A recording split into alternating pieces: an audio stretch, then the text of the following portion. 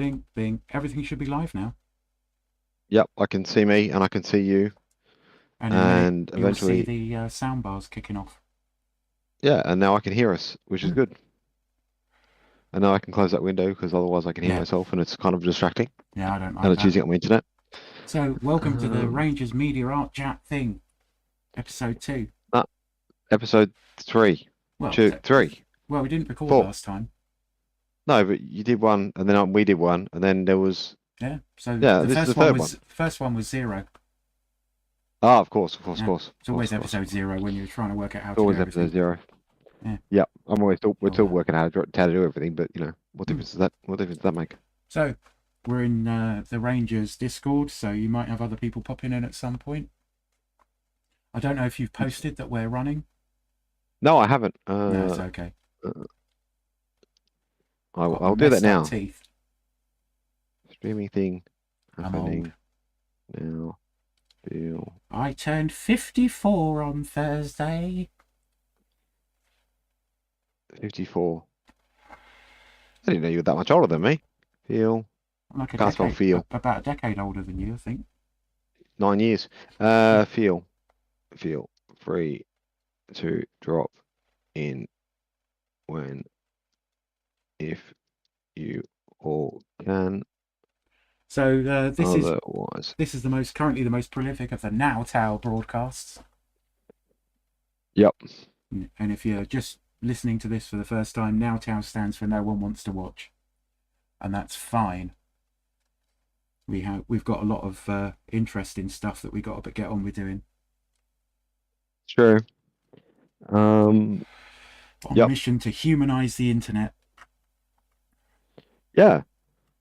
Yeah. And spread all the important resources around and Yeah, somehow clog up everyone's brain. yeah.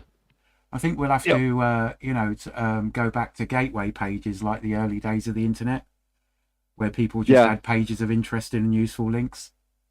Yep, yep, yep. So And web rings. Web rings is the other one that's just coming back. Like like Oh, I fucking hell, web rings, I yeah. was literally reading like someone doing a review of like web rings and it's like yeah, I remember these things and then Mm.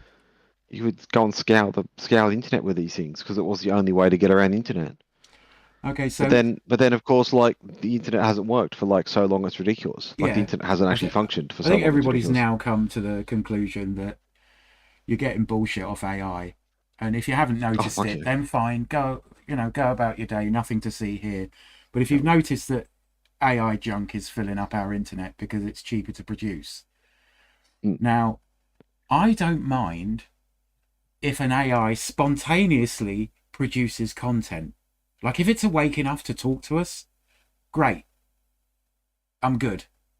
I'm yep. happy for the AI to make it all on its own. I'm really happy. But the idea that somebody can prompt, just sort of like, oh, write me a YouTube video about this. Mm, I don't want to see that. I'm quite happy to. yeah. I've got nothing against a sentient AI. Yeah. I've got nothing against an AI being used to do things that are for the social good, which does happen. Yeah. Yeah. Which is why possibly we need to make some videos on how easy it is to use an old computer to run an instance of, say, DeepSeek, Yeah. Yeah. Yeah. which is the I was people's actually watching AI. TikTok. Yeah, in between, like I was talking to Zach. I woke up a ridiculous time this morning. I think I woke up at like fucking 2 a.m. this morning. So Zach has had me has had like addle-brained Kim since like 2 a.m. this morning my time. It's now for history purposes. It's now 7 o'clock in the morning, so I should be just getting out of bed and doing this type of thing. This is still early for me to get out of bed. So poor Zach has had to put up with me in the interim between because we had a bit of a chat and then Zach went off to do things. I've been sat here doing nothing. Mm. I just flicked on a TikTok to go and check my TikTok messages because there's a couple of people I communicate with only on TikTok. Most of them are people who who lecture in media type thing. And I have a passion for that sort of stuff. But it was really interesting because someone was talking about the fact that one of the people I absolutely adore on TikTok, whose name is he's got a blog called Doctor Implausible's blog, and he also has a web series thing and a thing and a data. It's on TikTok and it's on a YouTube thing and all those stuff. Well, we're checking out Doctor Implausible blog. Really really clever Canadian PhD recipient, does media stuff. Very very cool. but he was talking about Dr. Implausible was talking about the fact that like people moving to Substack, right? So like people get because TikTok's like grinding to a halt, and then it's like, well, everyone moving to Substack, and it's like Substack is not a friendly place for like anyone. Like Mm. Substack is the place for Nazis. That this has been proven, right? Like 2013, 2014, there was an article came out about how the fact that they were basically going to support Nazis above anyone else. They were not going to do any kind of in-house like look at what the fuck was actually being produced. So therefore, right-wing media on that went like through the fucking roof, right? Yeah. And they've still never corrected the behavior.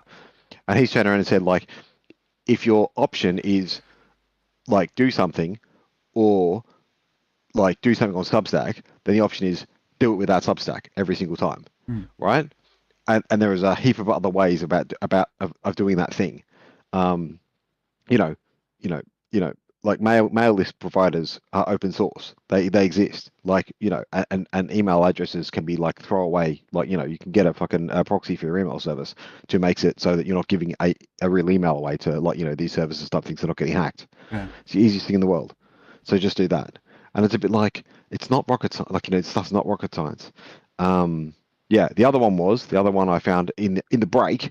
This is the one thing, the media I found in the break was someone doing a breakdown of uh, DeepSeek R1 version 3 or whatever the fuck it is, right, Mm.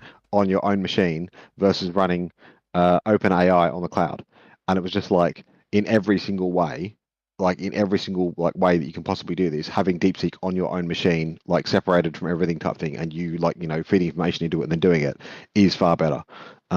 Yes, if I can remember to find the TikTok, I will put it in the show notes for everyone type thing. Made show notes for last week and I didn't get any corrections, so suck it, anyone who found a correction after this week, because I did it, and no, the only person who sent me a thing I was like Iron Angel saying maybe update to this one type thing. So yeah, Mm. Iron Angel sent me through something or other, and I did that. But they're in Rangers Discord if anyone wants them. Yeah. So Um, yeah, we possibly need to. I don't know, a manifesto with how-tos, yeah, like yeah, yeah, like yeah, the shortest possible how-to. yeah, yeah, Okay, manifesto point one. For God's yeah, sake, install Linux on the machine that you're going to use the internet on the most, if nothing else. yeah, You know, Linux is more secure. It's open source. There are lots of yeah. good versions, Well, it's just not shit. and It's I'm just not running shit. the latest version of Linux Mint on this. Mm, So this is running OBS. It's running the internet. It's running Discord, and maintaining a web link for all of that to yeah, work to run this studio. Nothing in this studio individually costs more than 50 quid. Most of it yeah. costs a lot Yeah. less. And The I'm right in saying that, like a bit like me, like everything is fucking recycled, isn't it? Like basically everything apart from maybe a set of headphones is essentially recycled. Oh no, the headphones are second hand. They Yep, were super cheap studio headphones by Roland. yep, They're yep, RH5s. The amplifier that runs the speakers, and the speakers are second hand studio monitors. The amplifiers are yep. second hand. Computers obviously second hand. Software is The open source. the PC second hand. The dock that it Yep, sits in is second hand. The monitors are yep, second hand. Even the mic interface, yep, which is a yep, Focusrite Scarlett 2, is second hand. yep, The mics are second hand. I think the only thing that I bought new was some of the sound deadening yep, and the microphone arms. yep. I mean, I'm And running off a second hand business class machine with. I don't need you. Thank you. Go away. Your input is not required in the podcast. Thanks, cat. You can just shuffle away. my cat's on my My lap. mouse is. Yeah, my cat. It's too hot for my cat to be anywhere fucking close to me, so she's just been banished. My headphones were new, and my mouse was new, but Hmm. they both lasted me a long time. But I'm happy. Um, yeah. And my fish tank over there was new as well, Yeah. but that one's recycled. So there you go. Keyboard second Uh, hand. The mouse is definitely um, second hand. The monitor stand. well, is Yeah, my I'm keyboard trying to. second hand if my daughter trashed it and then I fixed it and then it works again? Does that I work? don't I know, don't know. Yep. but yeah. Um, So I used to. In fact, I might just. I might. But no, I can't be bothered. I don't need it. I've even got just a second hand tablet that runs as a remote for OBS, which is yeah, cool. Yeah, So yeah, if yeah, anybody ever has any questions about how you rig it all up or how to do a podcast, feel free. That's acceptable too. yeah, But our main yeah. thrust is bringing you bits of media or art that you otherwise might not find. Mm. So you can, go on a voyage of discovery on a Yeah, weekly and or find some fun stuff. semi-weekly basis. So Yeah. I very much enjoyed last time rounds. My favorite, I think, was finding Jack Hargraves, and then just weeping over his dog videos for like just for like hours yeah, because I love dogs and I think dogs are like gods. Uh, and then I was listening to Joan Hargraves talk about dogs, and I just got like so it was just so much good about dogs. I'm like, mm, this is great. Yeah, he went on an adventure. Went to like the Lurcher, like he went to like the Lurchers breeding like collective society in like the whole of the UK back in the 70s, and then like went around and like interviewed a whole bunch of people and took pictures of all the Lurchers. And I don't reckon I don't think there's many better dogs than a Border Collie, apart from maybe a Lurcher. mm. Yeah, because they're a Border Collie that runs a bit faster. But yeah, just one of those things. I think that was my sort of standout one from last time round of all the things. Yeah. Go on then. Do you have your list up? I would say, what was first on your I list? didn't I didn't really put together a list because I've been, as some of You're the people busy. know, I've been kind of out of commission for a couple of weeks. Yeah. Getting back there a little bit now. Yeah. So I have been watching a lot of The Blacklist, which I Hmm. can't recommend enough, which is Yep. oh, I would say it's almost a fantasy crime thriller where uh, a major crime lord comes in and surrenders himself to the FBI on the condition that he only has to interact with one particular FBI agent and nobody knows why. And that's how the Yep. first episode starts. And he Yep. starts giving up all these really evil people Yeah. and bringing them to justice and stuff, whilst also Yep. maintaining his own crime empire. Yep. It's a lot better than it sounds. It's up there Oh with well, Person of Interest as yeah. a good long running, interesting, TV show. episodic Yep. kind of Yep. crime show. Yeah. It's one of those things it's one of those things a bit like The Wire, a bit like Person of Interest, a bit like so many other bits and pieces that I see that Mm. I don't think that we can make TV that way anymore.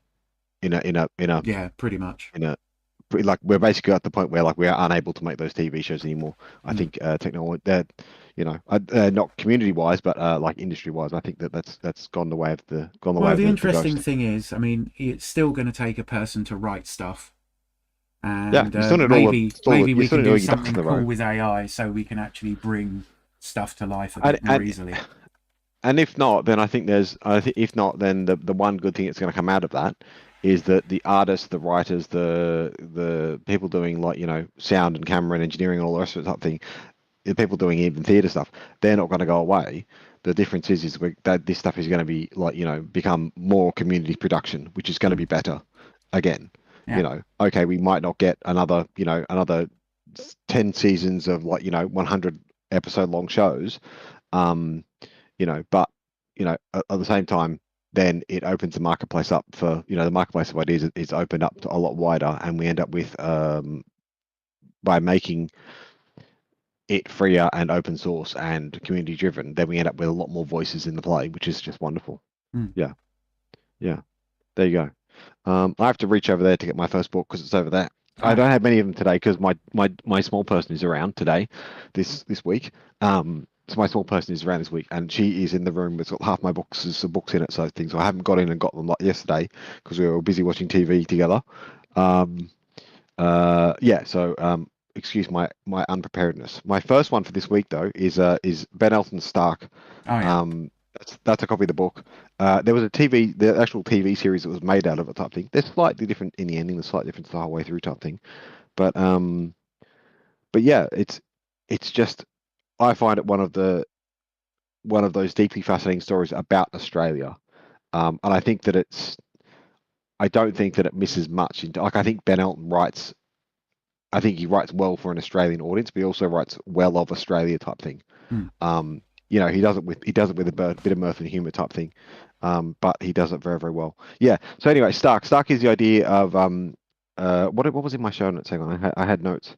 Stark was So it's based on so the series TV series, which was made by ABC TV back in the day, but it was based on the book, obviously, type thing. And it's basically a look at like Trump's game plan with Elon Musk before either of them got into power, or either one of them were particularly a like a person you would like. I think like Musk, who gives a shit? He wasn't even on the cast, I think. And then Trump would have been like the person who wrote a shit book, like The Art of L Mm. type thing. Um, that would have been sort of like, his ghost written book would have been the outcome. Sorry, Yeah, I'm just trying to get a that's better right. camera angle. Better view. But yeah, Stark. So it's the story of like, of people in power and what they are doing and how they work and what sort of like, what the function is, something. And it's just a good old yarn. Mm. Yeah. Oh, sorry. The props are Yeah. destroying the Zax. Yeah, I was just trying to. Get a bit of angle. Yeah. Hold on. It's all right. Ah. This is where we wish we were that help. Yeah.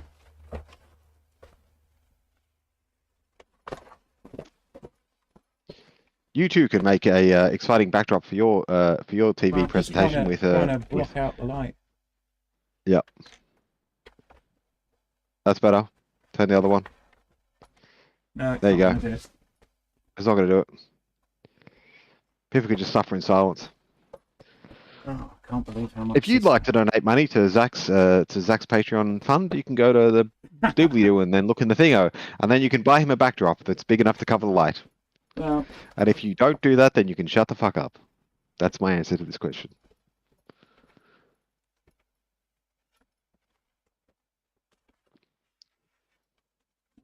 doing it. You've reminded me of like every time I've set one of these things up, like for work ever, and then it's decided to like cartwheel down the fucking street afterwards, something. Yeah, Just because they are pains in the asses. They are pains in the asses.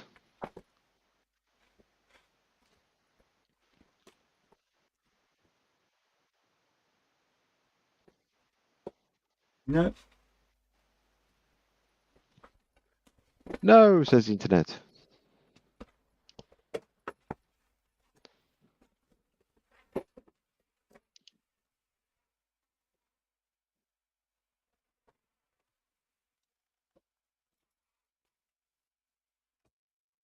It's just not having it, is it? It won't stand at the right angle to make it block, to make it work. No. Oh, No. Move the camera again. Sorry, everybody. It's not tidy. it's okay. Eventually we'll all go outside. Yeah. Yep. Could do it from outside, but it's freezing out. Oh yeah, it is your end. It's too hot here and it's too cold there, isn't it? Top thing. Yeah. Yeah. But there we go. I There tried we to go. make it I better. love that. Maybe by next week. It's Maybe not by like I next don't week. have backdrop stuff.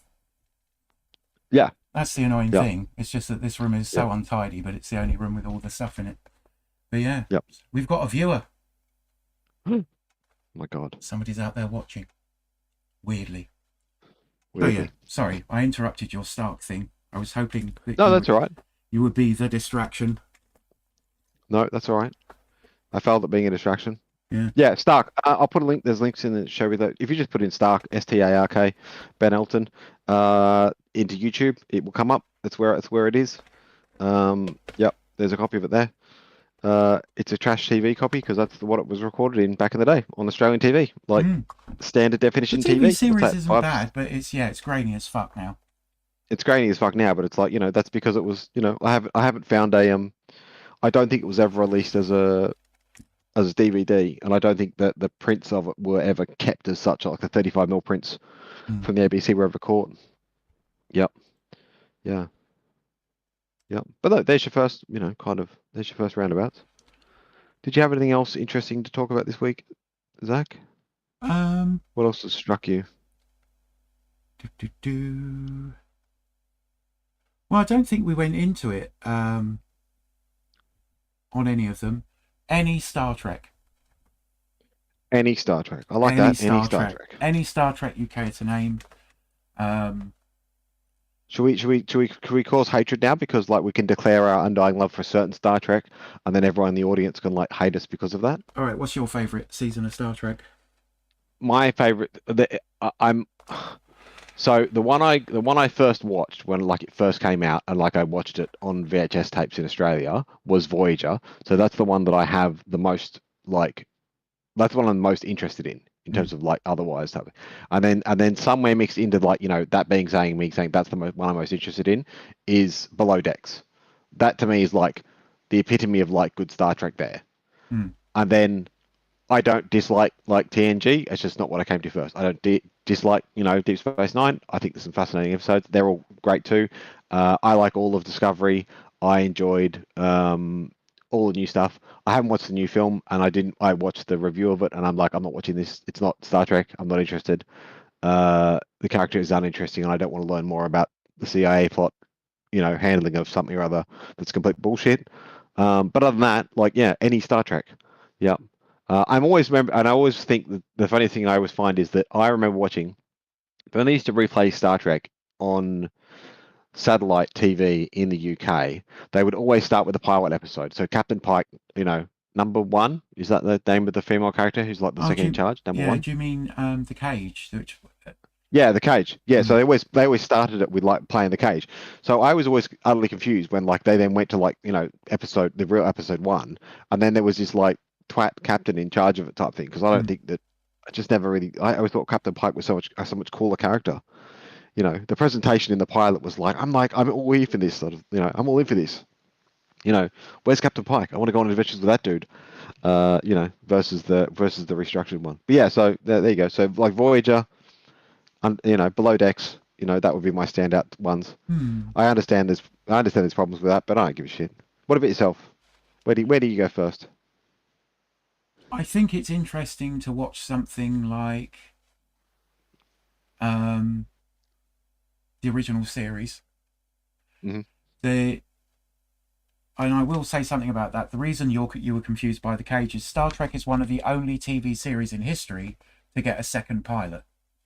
Yeah, yeah, yeah. So where No Man Has Gone Before Is the was pilot? is the second pilot. Yeah, The yeah, Cage was the original pilot, yeah. and Desilu Studios gave Gene Roddenberry a choice of either getting rid of the female first officer or Spock. Yeah, yeah. And he had to fight hard for Spock. Mm. So Which is that funny a because you lot think of to yourself now, like, rewrites. what would it be? Yeah. The actor that played Christopher Pike was subsequently unavailable for the second pilot. Oh, okay. Yeah, yeah. Pilots aren't that popular in the TV acting world No, no. because a large It's not percentage guaranteed of them getting the just Adam, are you? fail. For instance, Yeah. Gene Roddenberry put together at least another 3 or 4 science fiction series that never made it past pilot. Yeah. So things like the Questor tapes, which was about an android police officer, Genesis 2, which was about a post-apocalyptic Earth, and a few other things. Only a couple of Gene Roddenberry's ideas actually came to fruition after Star Trek. So, what notable series, Earth Final Conflict, was a Gene Roddenberry idea. I mean, they even made Tech War into a series, if you can believe that. So a lot of stuff doesn't survive being a pilot. They then went on to use some of the stuff from The Cage in the Menagerie. Yes. So it's a kind of a big thing. There's a lot of Star Trek history because there's just been a lot of it. Yeah. Hey, Digital Whiskey. Hey, DW. Yeah. Yeah. And what apart from TOS, like, is there anywhere else that sort of, the new ones, obviously, like, Strange TNG New stands Worlds. out for everyone. Yeah, Strange New Worlds is very, very good. I recommend that. Yep. And probably my third favourite Star Trek is the Orville. Orville is Star Trek. We have been talking about Orville in the background, haven't we? Type thing in the last week, and you've been watching it, again. Yeah. And I think it's actually better. It's better than most Star Trek, to be honest. Yeah. Well, it's more honest, isn't it? Type thing. The ideas that it puts across and stuff like that are very, very good. Yep. And if you like Star Trek, you should watch the Orville. Yep. written by Seth MacFarlane as a response Yep. to being told he wasn't allowed to direct any Star Trek. Yeah, So he went and did make Star your Trek. own. She said, "Went made Star Trek. I Yeah. made a you know a better version." Yep. Yeah. Yep. So DW's microphone is not working yet because I'm sure they'll appear and tell us words when they do. No? Oh, Can you hear me? I can now. yes, we can now. Did Excellent. you bring something to share this week, DW? Sort of. I am currently trying to decrypt the ancient runic texts that are known as the codes for carbide insert tooling because I have no idea what the fuck any of that means. Say that all again. I'm trying to decrypt the ancient runes or mystical codes that are connected to carbide insert tooling. Oh, you want the book that I referenced like 3 weeks ago. It's got a green cover. No, last week. Yeah, 2 weeks ago. Fitting Machining TAFE book. It's by Coonley. It's in the show notes if you look in the show notes like 2 weeks ago. And then you want I'm gonna say it wrong. The people who make inserts is called Stanvik in Europe. They make carbide inserts. They have a book. It's called the Stand. It's if you look at whoever makes the inserts, it's like Stanvik, Sandvik. They've got a book that they publish. It's a bit like the Chigweld, Chigweld welding book. The Chigweld welding book tells you like everything you need to know about welding. The Sandvik tooling book tells you everything you need to know about carbide inserts tooling for like making anything type thing. So it tells you if you want to cut this, that's how you do it type thing. Yep. Come to the art stream and Kim tells you about CNC stuff. It's great. I didn't used to build planes. I wasn't trusted with that job ever. I can't do the job anymore. Fuckers. I hate it. Well, the thing Yep. is, I'm lazy and I'm cheap, so I'm looking on AliExpress, and Yep. they gave all Oh no, these. it doesn't matter whose input you use. Yeah, but the thing is, it's like, just I'm looking at like TCMT 1102 for whatever, and I'm yeah, like, yeah. okay, cool, you got a picture, but what the fuck does any of that mean, man? Yep. And and I can find charts on the internet, and I'm looking at, it, and then like, blah, blah, blah, my brain just dribbles under my nose. Yeah, it's a bit like that. Yeah, it's Sandvik Coromat. I will. This is in my language because it's defaulted to my language. I'll put you a link in the show notes, and I'll send you one directly as well. This should help. And I remembered this morning that I had not updated the you on the hood picture. I found some hoods out and then I didn't take pictures and do anything with them. And they're all still sitting in a pile on my floor in my bedroom, waiting for me to do something with them. So I haven't forgotten about you, DW. I'm still thinking about hoods from like last time we were having a conversation. Dude, that's Yeah. fine. My output is my project throughput is very low. I'm Yep. not fast. Yeah, that's all right. No, there you go. Quote Yep. Supertansky, the laser-like ability of people that are neurodiverse to find each other. Yeah, and for some Yeah, reason, it's yeah. always a very interesting person on the other side of the planet. Yeah. Yeah, exactly. Yep. It's not like on the other side of the street or a town next to mine. Nope, it's Nope. some fucker on like, no, oh, we some barely fucker- understand some each other fucker in- because some we fucker barely another speak continent, English. yeah. Ooh.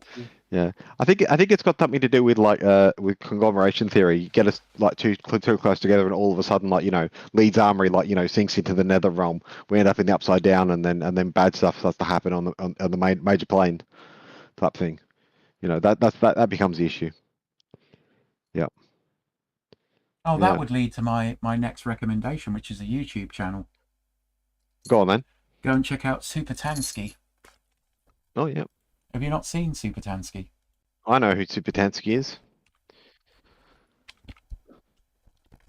Yep, does some interesting political stuff. Yeah. We're going to go to sleep now, George. Oh.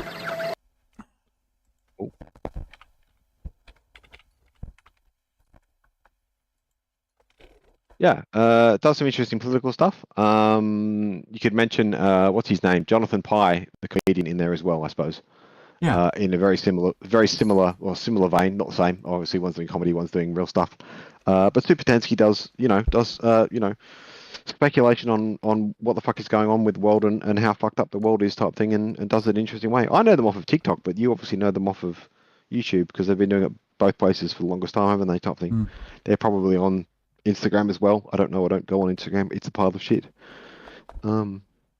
Yeah. But no, they There had is good reporting actually another around. website that makes it better. What the? Hang Yeah. on. Yeah. Yeah. Good politics coverage. I suppose in terms of good politics coverage, then you should mention Navarro Media, Politics Joe. Who else do I go to for news? Minority Report with Sam Cedar. But I only ever listen to like Emma Vigland on Sam Cedar's show. Like, you know, Emma is the communist there. That's the co-host, for anyone who doesn't regularly watch Minority Report. Leftist Reckoning, who's somehow tied to the Minority Report, but I don't really understand how. But somewhere in the background, they've got some interesting. They have interesting guests on. Whoever Dr. Wolf's channel is, I can't think who Dr. Wolf's channel is. But if you put in Dr. Wolf, he's an economist. He's a communist economist. Talk about it to people. Yeah. There's a lot of YouTube. I mean, Feral Historian, if you've got some time and you. Oh yeah, true. Yeah. The politics of a science fiction book or two. Yep.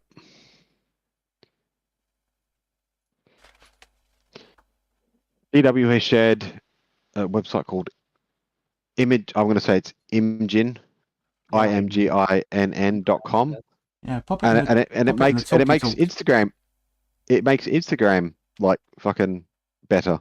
Use it. It's a normal website without all the hey, can you log in? Hey, can you log in? Without that bullshit, and you can just like copy, right click and download page images or videos or whatever. Yep. The link I sent you. You mean the way the internet should work? Yes. Exciting. Yep. So big shout out to the Alternative, who is our one viewer. Hello, the Alternative. There's a whole 4 people. It's just in the YouTube chat. So, nice. 4 views.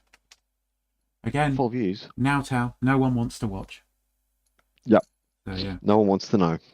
So I am keeping an eye on the chat. And have you told them how?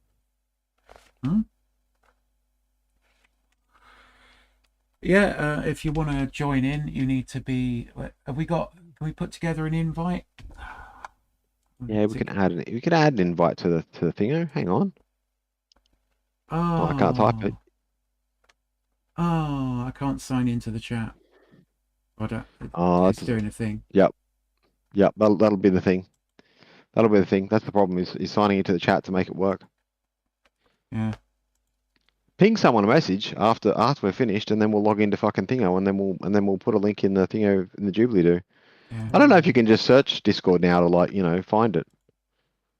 To find different servers. That would make sense. Oh yeah, that makes sense. Yeah, I thought it was. It's actually hindsight. Yeah, there are sites that you can basically like quote unquote publish your Discord on. Yep. If you're looking for stuff. And we have my God, remember, 4 people watching and 4 people in the chat. Hello, MG. Yeah. MG, be warned, we are live before you say something and you appear. I've sent hindsight an invite to the Rangers thing, which means that if he follows it and then clicks on Talkie Talk, he can actually join an episode if it's not working. But he might actually be working. Yep. God forbid. People doing hard work. Yeah. Your input is not necessary, Cat. You don't have to come over here and look at me again. Where actually one of the cats is on video. Well, the cat's tail is on video. I can pick my cat up, but she's gonna fucking get vile at me. He's mine. Well, isn't that what internet is for? Showing kitties? Yeah. Showing cats. Not when it's like plus 25 degrees. Not when they're feral and they scratch you. Ah. Hindsight is hindsight stroke the Alternative is hanging out with family. So, yeah. Fair enough. Family be important. So yeah, is anybody apart from the decoding of the ancient runes of carbide inserts? Yeah. That's pretty specialist. Well, I have Not a really. Check, check, check. How's Yep. that sound? MG, we're receiving you, MG. Go ahead. Excellent. There we go. Awesome. Yeah, I have to. It doesn't like to default to my actual headset mic, so it takes a minute of it fuckery. doesn't. Yeah, every time, isn't it? Like every time you turn on Discord, you have to like go and check stuff. Oh, Yep, exactly. I'm not having to do that on Mint. That's the weird thing. On Linux Mint, it remembers it for each individual program. Huh. That's interesting. Well, I tend to unplug and plug in like the microphone and stuff. I don't leave it plugged into my USB port just because it's the closest one to me. So I think that's part of what fucks it up. But I've had a lot of microphone impulse buys, so most of my computers have got like an actual separate microphone on them. yeah, To keep... yeah, I have a Blue Yeti. That's what I have set up for audio recording. So Nice. it tends to work pretty good, but it's nice USB. Yeah. But I have a short little USB cable on it. Seems to work pretty good. Yeah, That's what I was using for Newsreel at the end there. That's what I was using for Newsreel before COVID hit and the world died and we never recovered. Yeah. We still haven't. It's true. Yeah. No. Not likely to. Someday we might see its like again. Yeah, I know that Soylent Bomb has talked about maybe starting it up, but you know, it's a big commitment and a lot of work and a lot of upkeep. So doing Rangers Radio was quite a lot of research. The show notes usually ran to about 4 pages or so. Yeah, exactly. I tried to keep it usually 1 page for my show notes with like a little blurb. It might be if I did my script, it'd maybe be a couple pages, 3 pages, maybe 4. Yeah, but not too bad. Good times. Now, ironically, we need it now more than ever. Really. Yeah, no kidding, right? Yeah. So, yeah. But who the fuck's got time? Well, I might have a few months. I don't have the emotional energy anymore. I just can't. Yeah. With everything that's been going on here in the States, it's just been. Oh yeah. And that's what killed me with COVID is I was just so busy and it was so much bad news. Like it was just emotionally draining, and then working in the healthcare field, it was just like the 1-2 punch. Yeah, it's like you double stacked, aren't you? Type thing. You know, you're doing a job, and then you've got a job on the side, which is even more fucking traumatic type thing on top of it, type thing, isn't it? Two jobs in healthcare, and then I was doing 2 jobs in healthcare. Yeah, the podcast on top of it, and it was too much. Something I had to give. Yeah. Yep. Yeah. Oh. The option of creating. Yeah, so earlier I was saying we basically need a manifesto and a set of how-tos, really, now. Yeah. That's the truth. Just need to unplug people from all the bile that comes across the internet now. Mm-hmm. Yeah. Yep. It's tough, and it's tough, especially, back in the day, there was only a few people that were doing stuff, but now it's like the quality of being, like the ease of production has gotten so low that literally anybody can do it. But the problem is that anybody can do it. So like the signal to noise ratio is extremely high. Yeah. Like there's so much noise, and it's so difficult to find stuff unless you cater to all of their, advertising algorithms and keyword searches and doing the stupid face in the YouTube, And yep. Yeah, it's and the issue becomes, of course, like you start to fit into into the box for, say, like YouTube or for Instagram or for TikTok or whatever type thing, and that in itself is the issue, because you're just feeding the fucking spectacle. You're not actually. We're not separating it out and saying, like, no, we're not going to be on XYZ site. We're going to do it alternatively. We're going to have our own means of production. We're going to receive the means of production type thing, which makes makes it nothing more nothing more useful, because you're completely restricted in terms of what you can talk about on YouTube, on TikTok, on Instagram, whatever type of thing. There's no, I mean, we kind of get it. We very much skirted on here, but we talk about shit most of the time. We're not talking about the politics of what's actually going on. Yeah. Yeah. Yeah. There's a lot of I don't know. It's just a lot of bad shit happening in the world. Yes. Talking about bad shit. Belgium has a government again. Yay! Belgium has a government again. Congratulations, I think. Yes. Is that going to Well, last, what, like 6 weeks? 6 weeks is the average? Oh no, they last quite long. It's just that the elections were somewhere halfway Oh, it's last just year. right. So It's just getting the yeah, election done type thing is the problem, right? Okay. no, the election happens, and then the politicians bitch and moan to themselves for like we're 3 times world record holder of country without a government in peacetime. I'm not making this Yep. shit up. And it was kind of looking that we were also going to go for number 4 on that list, but we got a government now, maybe. Mm. It's I all a bit think of at fun. this point, I would rather have no government than the government that I have now. So Mm. To be fair, though, like your government is completely non-functional with the leader you have inherited from, you know, from the not election. No. The U.S. government works very perfectly, exactly right. If you're a politician, you're an asshole, and you want to stuff your pockets full of as much as money as possible while fucking over as many people as possible in a short amount of time. that is a Works true Yeah. fact. excellently for Yep, that. that's the That's one. about it. Yep, that is the one. Isn't it Betsy Ross that said, Mr. Washington, do we have a government? Or do we have a republic? To which Washington replied, yes, as long as you can keep it. Yes. Yep. So, yeah. Oh, cameras. Oh, high definition. Oh, Well, that means Oh, that that's you're scary. that you're a I'm gonna make cowboy. sure I get some Vaseline on mine for next week. I'm gonna get the Vaseline screen on mine so I look like a 60s porn star. So Rather than recline rather across than my a porn couch. star in their 60s. Yeah, exactly. I'm not quite that old, but very, very close. I feel that fucking old. My knees are fucked. Damn it, I had a thought then too, and it was about politics stuff. It was about Trump. Fuck. What was it? No, it's gone. Your brain was protecting you. Yep, that was it. Still, at My brain was least the protecting me. tech bros got Automatic a firewall went spanking up. this week. They got the tech billionaires got a spanking in their wallets this week. Oh yeah, yeah. 800 million or whatever the fuck it was wiped off the stock exchange for one company because they didn't open source their model. Well, it's And then I read this morning 800 billion. billion. Yes, Yeah, nearly $1 trillion numbers. wiped off the value of Yeah. certain tech companies. Wiped them. Yeah. And then the response from OpenAI this morning being, we're going to release our next model open source, and it's a bit like, too late, motherfuckers, too late. Too You late. already lost it. Yeah, you already fucked it up. Yeah.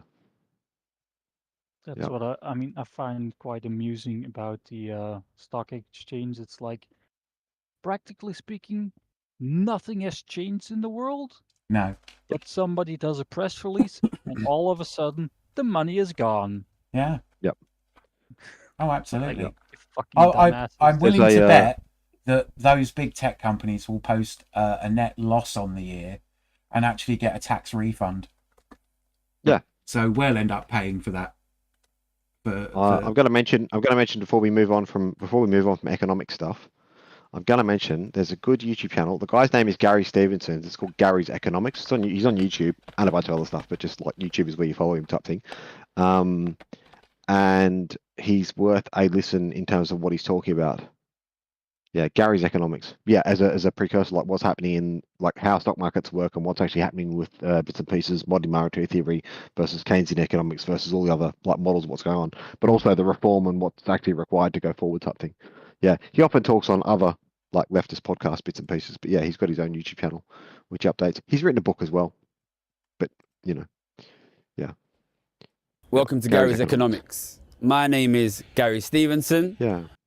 MG, did you have some kind of media thing that you wanted to bring to the conversation this week? A book, a video, something you'd seen, something else? Oh boy. Give me a minute to think on that. That's okay.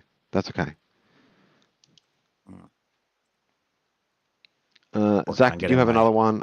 Otherwise, I will keep talking. No, you go. I was just putting a thing on the chat for Gary's Economics. I'm going to There you throw go. something at my cat in a second for fucking up my... Get out, fucking cat.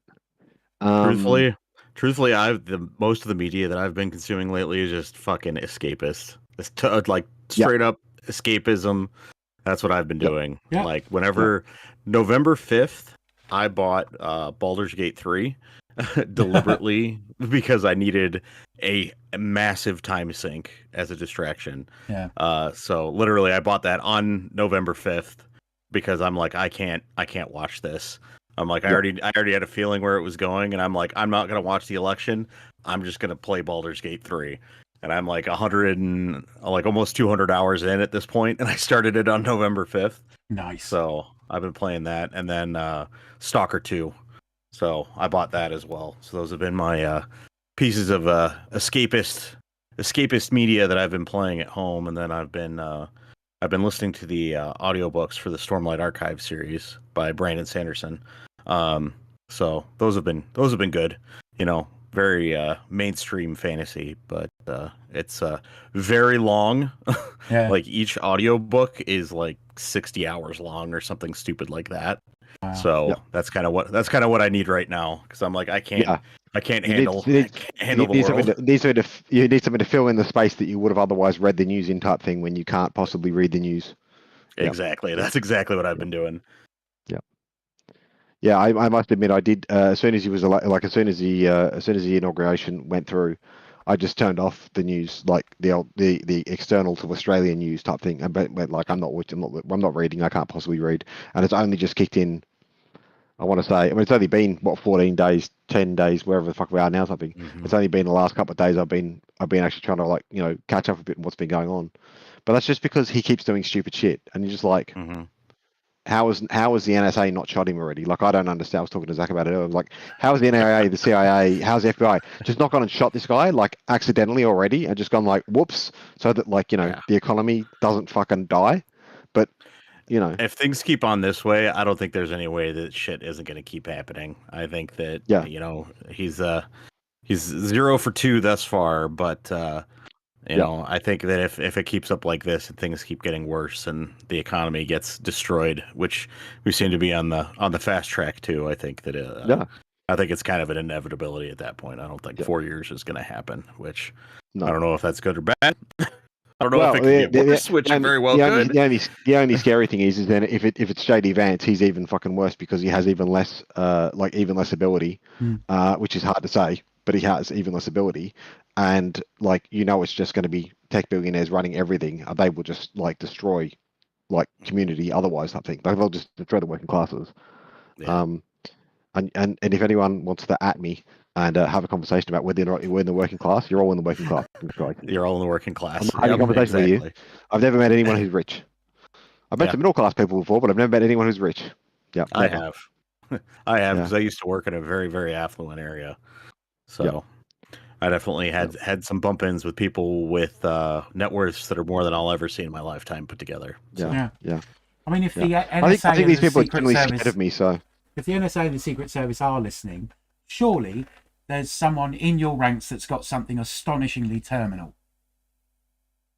Yeah, like some kind of gonna die of cancer within Bob's a month. got third stage lymphoma. He's gonna keel over any day now. The greater good. Yeah, and it's like, Bob, we will shoot you dead and look after your family. How's that? Okay, wheel me in. It's like Trump looks around and goes, "Why is one of my Secret Service guys in a wheelchair on a drip? No reason." Don't worry Bob's about looking really ill today. Might be Bob's last day. We might have to get him a cake. So, slight change of subject. I know you were talking about media. I have a good question for you guys. What is the best tool that you've been using lately? What's the tool that you've been using the most, or the one that you've enjoyed the most? Because for me, I would say it's these. It's some surgical hemostats, but it's the endoscopic kind, to where they make an incision and they can go in and then manipulate stuff as they need. So I picked this up at a local surplus store, and it's already come in super handy. It's the thing for picking up the screws out of the middle of the car, isn't it? Type thing. Exactly. Yeah. Yes. But yeah, these are really nice, and I've used them a whole bunch, and I think I bought them for like $5 or something like that. But they're like surplus surgical, endoscopic hemostats, Yep. and they've been working fantastically for me. But that's my tool pick of the week. How's that? Yep. I'd go for cheap paramedic shears. Yep. Some of the best scissors those you'll work ever good know. too. They cost nothing. Yep, they're like Yeah, $1. Yeah. And then whenever they I'm get gonna say- shitty, throw them away. Oh, if you gonna ever say- work in catering or anywhere where they have a first aid kit and they're about to throw them out, have a little riffle through modern catering first aid kits. There's usually a pair in there. Mm-hmm. And it just goes out of date and people throw the whole box, which is savagely annoying. Bizarre. Yep. Yep. I'm gonna say if it's not my rice cooker, I have an induction. I have like Ooh. the most Ooh. expensive fucking rice cooker you can buy, or second most expensive rice cooker you can buy. And I treated myself, and everyone personally like fucking laughed at me and went, "Why did you buy like that rice cooker?" And I'm like, because I eat rice like all the fucking time, and I want my rice to be cooked. So I have Perfectly. I have a Tiger brand induction rice cooker, and I can say that like never have I spent that amount of money on any other kitchen appliance for myself ever, but also never have I been so rewarded with the outcome that is like the daily enjoyment of eating like properly cooked rice every time for like one person or 4 people, Yeah. and then being able to like bake a cake in my rice cooker and or make a fucking Japanese curry in my rice cooker and or make a stew in my rice cooker because it's basically a fucking induction pot that just cooks everything in it type thing. Oh, you know, Yeah, it didn't occur to me to cook other shit in my rice cooker. Oh really? Yeah, 'cause Yeah, actually, yeah. There's like there's whole books full of that shit that you can cook Yeah, with our yeah, yeah. computer. Let's see, people do fish, all kinds of stuff. Chicken. Yeah, all sorts of stuff. Yeah, yep. One of my favorite recipes is actually in somewhere or other on I think it's in fitness on the Rangers Discord. One of my go-to recipes, which is basically just like rice and lentils, but it's like fucking tasty. And if not that, then because it's 400 degrees here, because we're in the middle of summer, my outside like gas like stove, which is like on a bench outside, and I can cook outside. That's my other tool that like has just been like the thing that I'm using the most. Yeah. Yeah, nothing else has sort of stood out as being a thing that I would say, oh yeah, if that went away, I would need another one of those. But yeah, rice cooker, I need another one if it died. And otherwise, like confirm. external gas stove, or external stove, just a stove like not in my fucking space where I want to live, where it's, you know, the air conditioner's on inside and it's, you know, 28 degrees inside because that's the, you know, the temperature I can deal with type thing is between 28 and 30 on the AC. Why am I going to cook inside? Yeah. Mhm.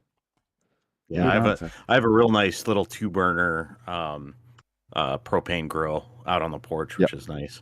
Because unfortunately, I'm a apartment dweller, so my options are limited. But being able to have that is super nice, you know. And I found one where like it collapses down nice and small, but I still have that option. You know, if the power goes out, I can still cook. You know. Yeah. Well, I mean, that's why I have my gas. Like that's why we had the gas one, was because, like, well, I first got it when we just didn't have, like, I wasn't paying to. It's the cost of having a gas connection, like a mains gas lines connection in Australia. It costs you more to have the gas connection put on every month than what you would use in having 6 months worth of gas usage. In terms of like getting a 9 kilo, I don't know what that is in Happy Fun units, but like a standard size gas bottle is like, you know, it used to be like $30. It's now like, yeah, now it used to be like $30 Australian. It's now like maybe $40 Australian type thing. One of those things will basically last you for 6 months cooking every day outside and like, you know, on a 2-ring like proper wok burner type thing stove. So we got one before my daughter, who's now 13, was born. So I'm going back like 15 years. I've had this thing for. Just went to hardware shop, bought the fucking like, you know, 3-burner, you know, outside barbecue type thing, and it's been going strong ever since. It's gotten, you know, rusty, and occasionally I clean it and blow the spiders out of it type thing. But yeah. Yeah, but yeah, I got it as a replacement. You know, power goes down, you know, electric stove goes off, or the electric stove, like, you know, dies, and it's just another option, you know, for cooking food. Yeah, have a backup is the answer to the question. You know, have a backup. I've been focusing on kind of working on resiliency because I'm prepping for, you know, not to bring things back to American politics again, but I'm prepping for a strong economic downturn in a rocket-assisted fashion, and so I've been. You mean that thing that you're living through right now? You mean you're preparing for the thing that you're existing through, like right now? Again? Yeah, okay, cool. Yeah. Again, yeah, let's Yeah. do it again. Yeah, Yeah. you've already had 2 recessions in your time. Yeah, let's have a third one. It'll be great. Yeah. It'll be fun. Yeah. But yeah, I've been kind of focusing on having redundancy and resiliency as kind of. Oh.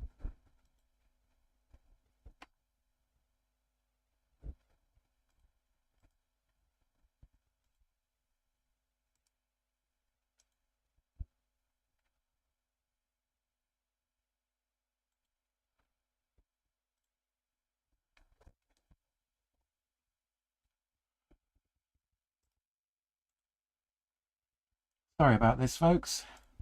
I'm going to restart Discord.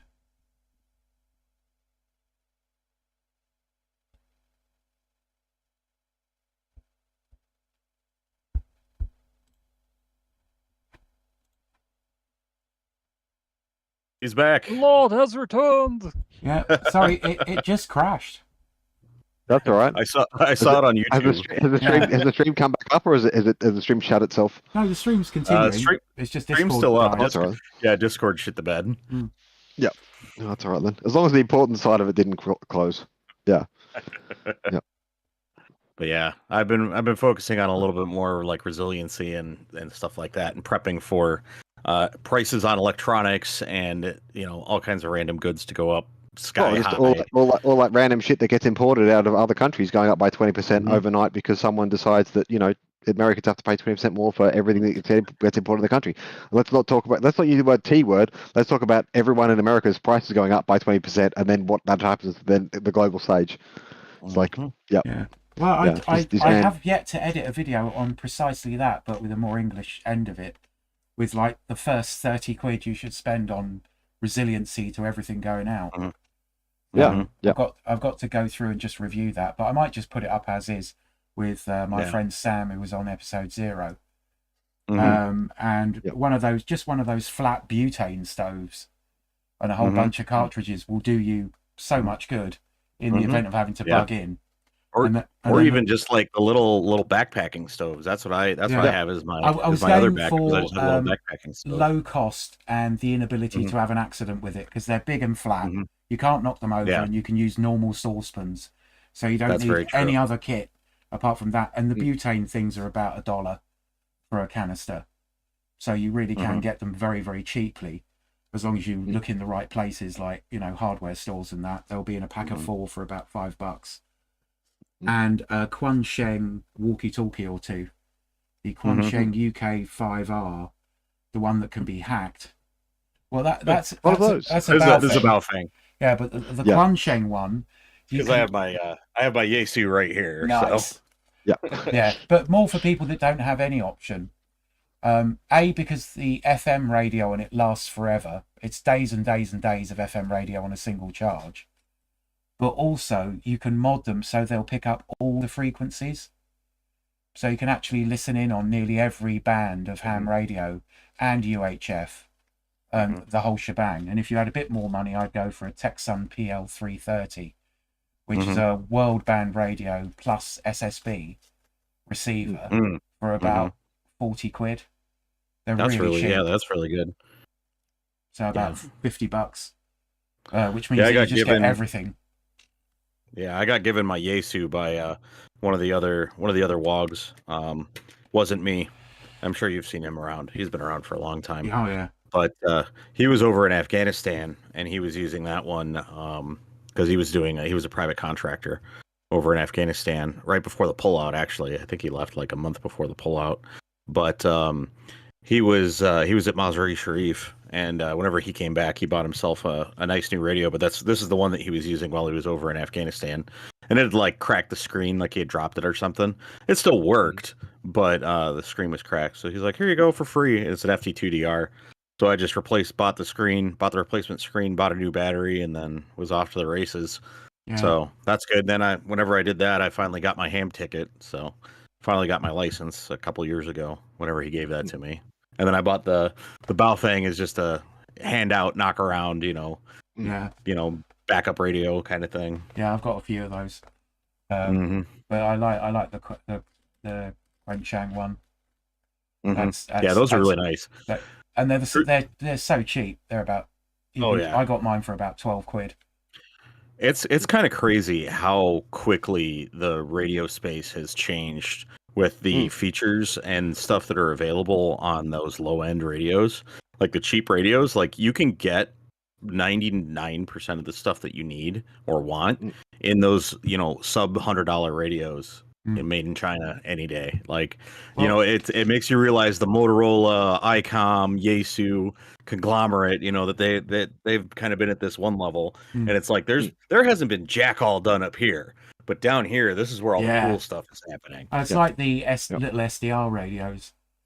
Mhm. You spend like 25 quid on an SDR USB stick, put it into an old laptop, hook that up to a power whip antenna just for receiving. So you got a low powered receiving antenna, and you're good to go. You can just listen in on everything. And I think it would be good practice for everybody to at least look at radio. You know, go onto an online SDR and have a fiddle about, so you like know what you're looking at. Go through the waterfall, you know, the display system, and just start to zero in and get good at tuning those things in. But both Harlequin and I have And got just listen to see what's out there. both Harlequin and I have got a Yaesu FT101. Nice. Yeah, those are good. Yeah. It's gigantic. I've managed to get Giant brick of a thing. the Fucking antenna huge. tuner for it, so I can literally hook Yeah. up a shitload of copper wire to it and just go for it. That's pretty Yeah. cool. What do you guys have for antenna setups? Nothing. I live in a house and it's just overlooked by everything. So I've got a 40 Yeah. meter. I haven't got anything up at the moment either. Well, the last place I was in, like 3 houses ago, I had a long line of copper. It's just sitting. I just had a long line of fucking wire going out the yard across the cow paddock. I just worked it on receive because I refuse to get my license. I flatly refuse to give my name to the government over here to get a license on anything type thing. So yeah, that's me leaving my Red Dawn fantasy. Is it Red Dawn? Is that the name of the film? Yeah, it's me leaving my Red Dawn the fantasy first one, in Australia. not the Something. second one. Yeah, the first Yeah. one. The original. You know, Wolverines. if the Chinese come and invade, I'd be the first one. Like, so, hi guys, how are you? Like, you know, here's the dickhead in charge. Please put him in the court system for being Or a the corrupt motherfucker. Cubans. Yeah, all the Cubans turn up. It's like, can we set up some agricultural stuff here now? That'd be good. Like, We that'd get be some more awesome. Can we do that now, doctors. please? Yeah. Yeah, can we have more doctors? Like, can we send people that we like to you to get trained as doctors, and then you can send them back? That'd be awesome. You know, we need more doctors. And we also Yeah. need the full length version of the Family Guy Red Dawn musical. Mhm. Yeah. Peter Griffin. I'm a Wolverine, and my head keeps me warm. Yeah, I'm encouraging one of my friends. Her and I have been on the same page for like resiliency and stuff like that as a focus. But she's looking to get her amateur radio ticket here, which has been pretty cool. Yeah. But I gave her some resources, which I know don't help any of you guys, but there's actually a club here that finally is doing remote examinations for that stuff, because it used to be, and still is, like 99% of the ways to get your ham radio ticket was you'd have to show up in place, you know, at like 8 o'clock in the morning on a Saturday or something like that. Yeah. Which, you know, for a lot of us that don't have who have non-standard schedules, that just doesn't For fucking work. for anyone who has an actual job doing something actually important, then 8 o'clock on a Saturday morning is probably like either the day that you really need it off or the day you're at work. Yeah, One of those or you just came home and you're sleeping. The system Yeah, where when I got my amateur radio license, you had to go every week to an amateur radio club, which was super tedious. Yeah. You can do them online here now, but the annoying thing is that so few people are ham radio operators in the UK. The Ofcom, the regulatory body, sort of like the FCC in America, gave the Radio Society of Great Britain, which has been running since about 1880, they gave them the option of not having licensing at all, because literally nobody was getting into amateur radio. So they said no, we want to keep the it. exams. Yeah, it's like, No. Yeah. And it's bizarre because the biggest boon to radio operators around the world would be if they just remove the bullshit fucking, like, you know, make it a book that, like, you know, you pay for a license and they pay $10 for a license and they send you out the book and they say, please read the book. Like, that would be more effective than what they currently have around the world in terms of like getting a fucking license. You know. Don't you want 100%. more Like, people no. that are able to use a radio? Yeah. You know, and then there's been the get all the old of- guys. Well, there's been so much encouragement in terms of, like, you know, getting the right people into the right thing, but the problem is that those people aren't in charge of, like, you know, the Radio Society. Those people aren't in charge of, like, you know, the FTC, like, you know, ham course sit, you know, and the same over here, whatever the fuck, I don't even know what the fuck it's called. I just want to see less you know, 80-year-old white men talking about, Yeah. you know, less of them talking about their hemorrhoids on the airwaves. Yeah. You know, Yeah. oh, I got a doctor's appointment tomorrow. There's so much. What we need to do is we we need to put a bandwidth together at 320 meters, right? And then say if you're over the age of say 65, 70, you have to go onto the 320 meters, right? Because that's level 160. So we'll go to like 320. You have to go on to 320 if you're above that age, and you're white and you're a man. And everyone else is allowed on all the other bands, but no white man over the age of 60. I'll tell you somewhere that one place in the world yeah. it's going to be super easy to get a ham license going forward. Ukraine. Oh fuck yeah! Yeah, that's yeah. true. I tell you what, all That's those old people that people used to take the mickey out of them because they were amateur radio enthusiasts, that's all stopped. Mhm. Yeah. Because Oh, those guys were They're like, pivotal. oh shit. Yeah, wouldn't it be nice to have a whole bunch of civvies using those frequencies? Yep. Yeah. And I bet Yeah. people are going to be pretty, happy to see kids flying drones and shit in Ukraine going forward. Oh fuck yeah! Yeah. Fuck yeah. Little Timmy's a drone pilot. I've got to mention. I've got to mention the YouTube channel. We're talking about radios. I've got to mention the YouTube channel that does interesting stuff about channels, and I'll lead you on to another bunch of the stuff. It's the Manchester Ringway is the name of the channel Oh, yeah. on YouTube. Yeah, I follow that guy. Yeah. Just well worth having a listen to sort of like what it is. I spelt Manchester wrong, I think. No, I haven't. Is that Manchester as in where I live? Yeah, Manchester is where you are. Yeah, Manchester Ringway is the name of the YouTube channel, and he just talks about he talks about all different stuff about radio, not only in the UK but also in Europe about about different stations and what's going on, and then just all sorts of other bits and pieces. But just that really interesting, just a very broad, just a very super broad radio. Anything about radio happening, like old clubs, new clubs, what's happening in the current, what's happening in the current climate, what's happening in conflict zones, etc., etc., etc. Yeah, he's had some really good, interesting videos about pirate radio stations, like historical ones up to modern day. Yeah. Also, different surveillance, surveillance state stuff. So talking about a lot of that. It's usually British based, but not 100%. I think he's done some stuff about some U.S. stations as well. He's done number stations. He's done a whole bunch of stuff with Russia and Ukraine, and talking about analyzing some of the signals and stuff that are coming through. And he was even getting trolled on some of the radio stations by the Russian soldiers. They were broadcasting noise and making pictures to tell them off and stuff in the waterfall displays. Totally screw, having a conversation with him. There was some interesting stuff from some of the jamming equipment that the Russians were using. He's had all kinds of stuff. It's really cool. It's a cool channel. Yeah. A little bit of everything. A little bit of everything. I can't think of anyone else who I would suggest. There's a bunch of fucking ham radio stuff on YouTube, but most of it's very twee. Most of it's very twee, and I'm like, no. Yeah, I think he's going under the Ham Radio Rookie, but his name is Ben Eady, and he is a professional prop master. So he's done all kinds of prop work. Yeah, Ham Radio Rookie, VE6 SFX is his call sign. But he does 6 SFX. FX. Yeah. His The channel is obvious the one. Ham Radio Rookie. Yeah, but he has done professionally, he's done all kinds of props and stuff. I've come across him in the prop space, so talking about making props for movies and things like that. He did for Ghostbusters Afterlife. He did the radio controlled ghost trap and stuff. He designed all that. Oh, nice. So he's done some cool stuff. He's been on with Adam Savage and stuff like that, talking about it. But he got diagnosed with a neurologic condition a couple of years ago that made him really difficult to work with his hands, as he was having tremors and stuff. So he ended up kind of getting into radio, because he'd always kind of known about radio, but had never gotten into it. And then he got really into it, and he started getting into really weird antennas. So he started just experimenting with just a little handy talkie and different types of antennas and stuff. And him and I are in some of the same places online. So I kept running into him online, posting about stuff. And then he posted up that he had this YouTube channel that he was starting. And I watched the very first video. But he's made some really, really cool antennas. And the one that he's been working on the most is a fabric J-pole.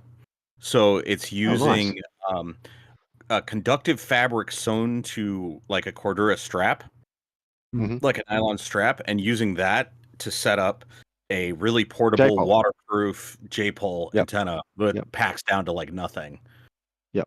But yeah, he has some really cool stuff, and that's like if you're interested in like off color, weird antenna stuff, he has really cool ideas, and he's still pretty new to the hobby because like he's only been into it for maybe a year or two, so he's Yeah. still So learning all kinds of stuff. But he's the super learning excited. side is still there rather than the like please buy my fifth book about such and such. Yeah, Yeah. exactly. Yep. And he tries to not get off into the weeds too much. He kind of comes to it from a beginner's perspective. And at the same Mhm. time, he kind of like just does stuff and sees what it does. Sometimes it works out, sometimes it doesn't, but he always learns something from it, which is really cool. But he's got a really cool personality. I think you guys would probably like him. He's a pretty cool guy, and I think all of his stuff is pretty interesting. Yeah. I'll Cool post beans. that up in the Pop it in the chat. chat. Yeah. Yep. Yeah. No, radio's really good. I should pull out the old boat anchor and get it set up in the studio. Yeah. There we go. And I'll post I up feel Relay similar. Manchester too while I'm here. I feel similarly, but I haven't got any further with it. I need more desk space. Mm. we Need more always desk need more space. desk space. Yeah, you put something on the desk, and then you're like, all of a sudden, it's like, I need more desk space. I don't have enough desk Yeah. space. Yeah. So DW, what tools have you been using lately? I know you got something good in there. Yeah, the same boring thing as always, the Knipex one that I EDC. Oh yeah, and your sewing machine. Not really using that one at the moment. Oh, not too much right now. That has been a minute since I've seen you post up any sewing projects. The last thing I really made was a backpack from one of my nephews as a Christmas gift. Ooh, that's cool. That's a good gift. That's a really good gift, man. Like of all the like, oh hey, I made this thing for you. Like you think a backpack. That's a pretty cool gift to get. Well, the thing is, we got like the family tradition of pull the names out of a hat and get something for that person. Mm-hmm. And of course, to not make it go crazy, there's a limited budget. And I'm like, that's boring.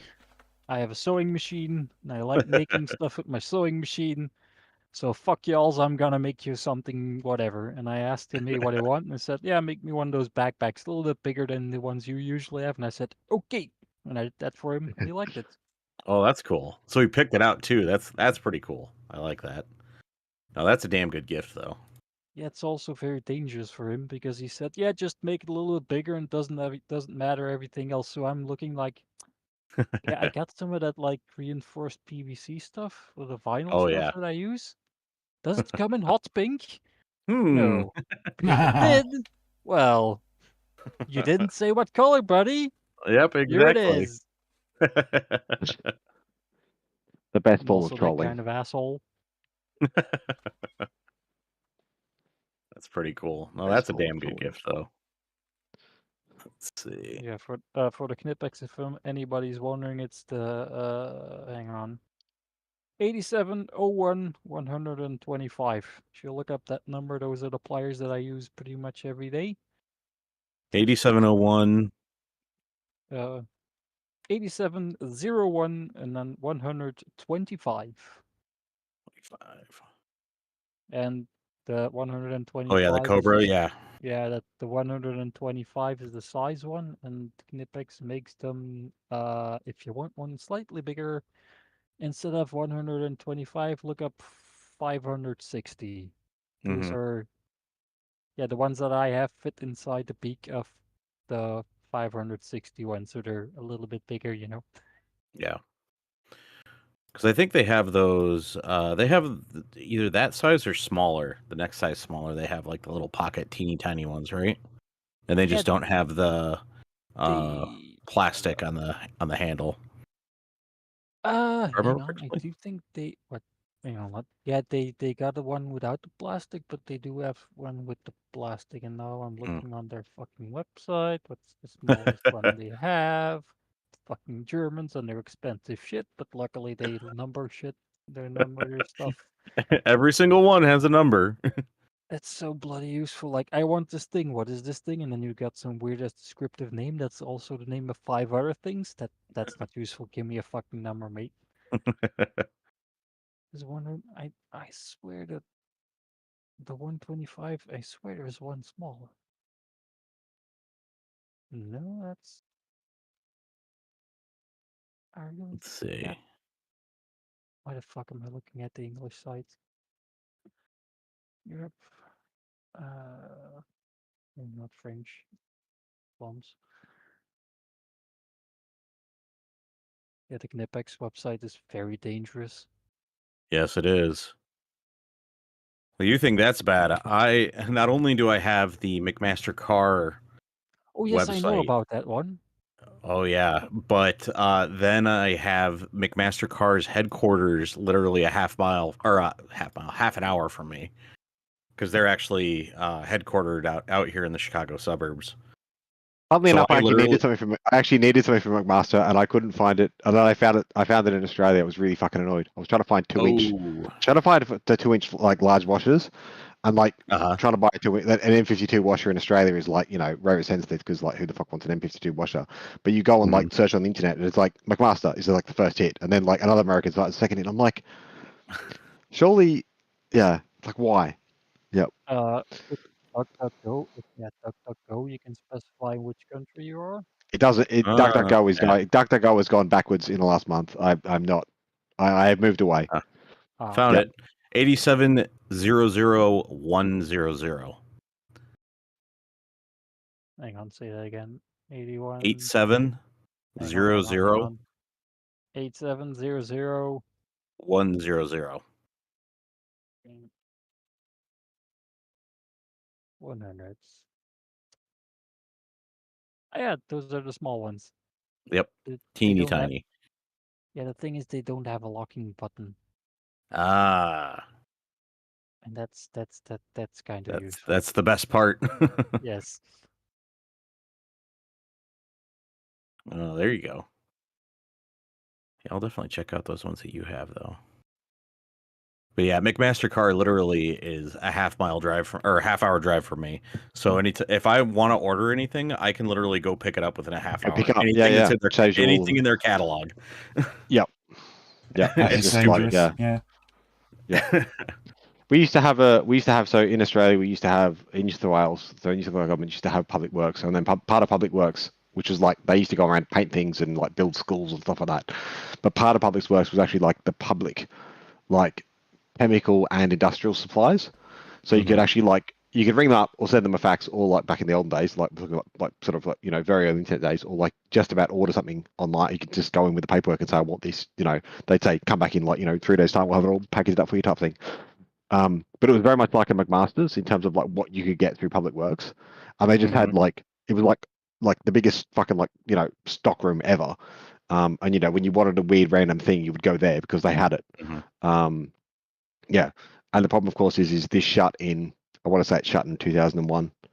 Yeah, Ooh. the federal or the Liberal government in the Liberal government in New South Wales shut it down and went, no, we'll go to like privatized suppliers for everything, and then you can't buy shit in Australia anymore because, you know, Surprise. it was the first contact supplier for like the whole of government, which meant they had everything that government ever wanted. Which is, you think about it, how big a government is, they want everything, so they had everything. But yeah, that stuff is like no longer supplied. But that's just the nature of privatization in Australia. There you go. Yeah, Nature of privatization. Yeah. Period. Yep. Well, interesting fact: if you guys ever need 3D print files for any type of hardware, if you go to the McMaster Car website, you can actually get step files. Free. Yeah, they've got step every files on there for free. Yeah, Every like single everything in piece of product that they have. Yeah. I know this because I don't know why, but we did it at uni for like you do look up fixture tables and stuff like that, and then like McMaster's is one of the places where you go and find like the American like standards for like all the fixture tables, and like, you know, I want this bolt, and then it will give you the fucking, you know, the fixture file for that fucking bolt, so you can incorporate it into AutoCAD or 3ds, whatever the fuck the other one's called. Oh yeah, they got literally everything. If you look, they've got like SolidWorks files, they've got step files, they've got PDF, Yep. like Yeah. everything, 2D and Yep. 3D.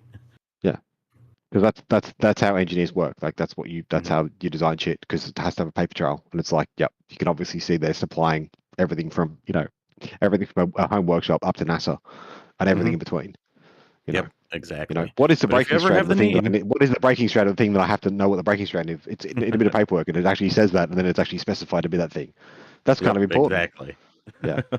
Yeah, as opposed to standards. what is Standards exist for a reason. unobtainium made out of? You're like, my unobtainium is made out of nothing. It's made out of like pewter and air. Yeah. Who knows? Who knows? Yep. Oh man. Let's see. No. Oh. Ooh, I do have a piece of media. Go on, then. That I'm thinking of. It's a YouTube channel for a guy in Britain called Harry Dwyer, and he's taking an old 1970s Avon Searider rib, and he's literally, it was like, it used to be the London Port Authority, theirs back in like the 70s and 80s, and then it was sitting and rotting on a ship that he helped his buddy with, and that was his payment, was this old 1970s Avon Searider, and it was all clapped out and jacked up. But he took it and he's been piloting it all the way around the UK. So all the way up he started in London and went all the way up around Scotland and came back down, and he just completed the full circumnavigation just recently. But he has a fantastic YouTube series that's all free, which is pretty cool. But if you're interested in just like a guy going out and trying this crazy thing, and then he ends up like making all kinds of connections and meeting all kinds of people, and they help him out with the project, and all kinds of stuff, and it's pretty interesting just to see a dude take this and run with it. And it's been quite a few years, but it's really good. But the interesting thing is Harry Dwyer.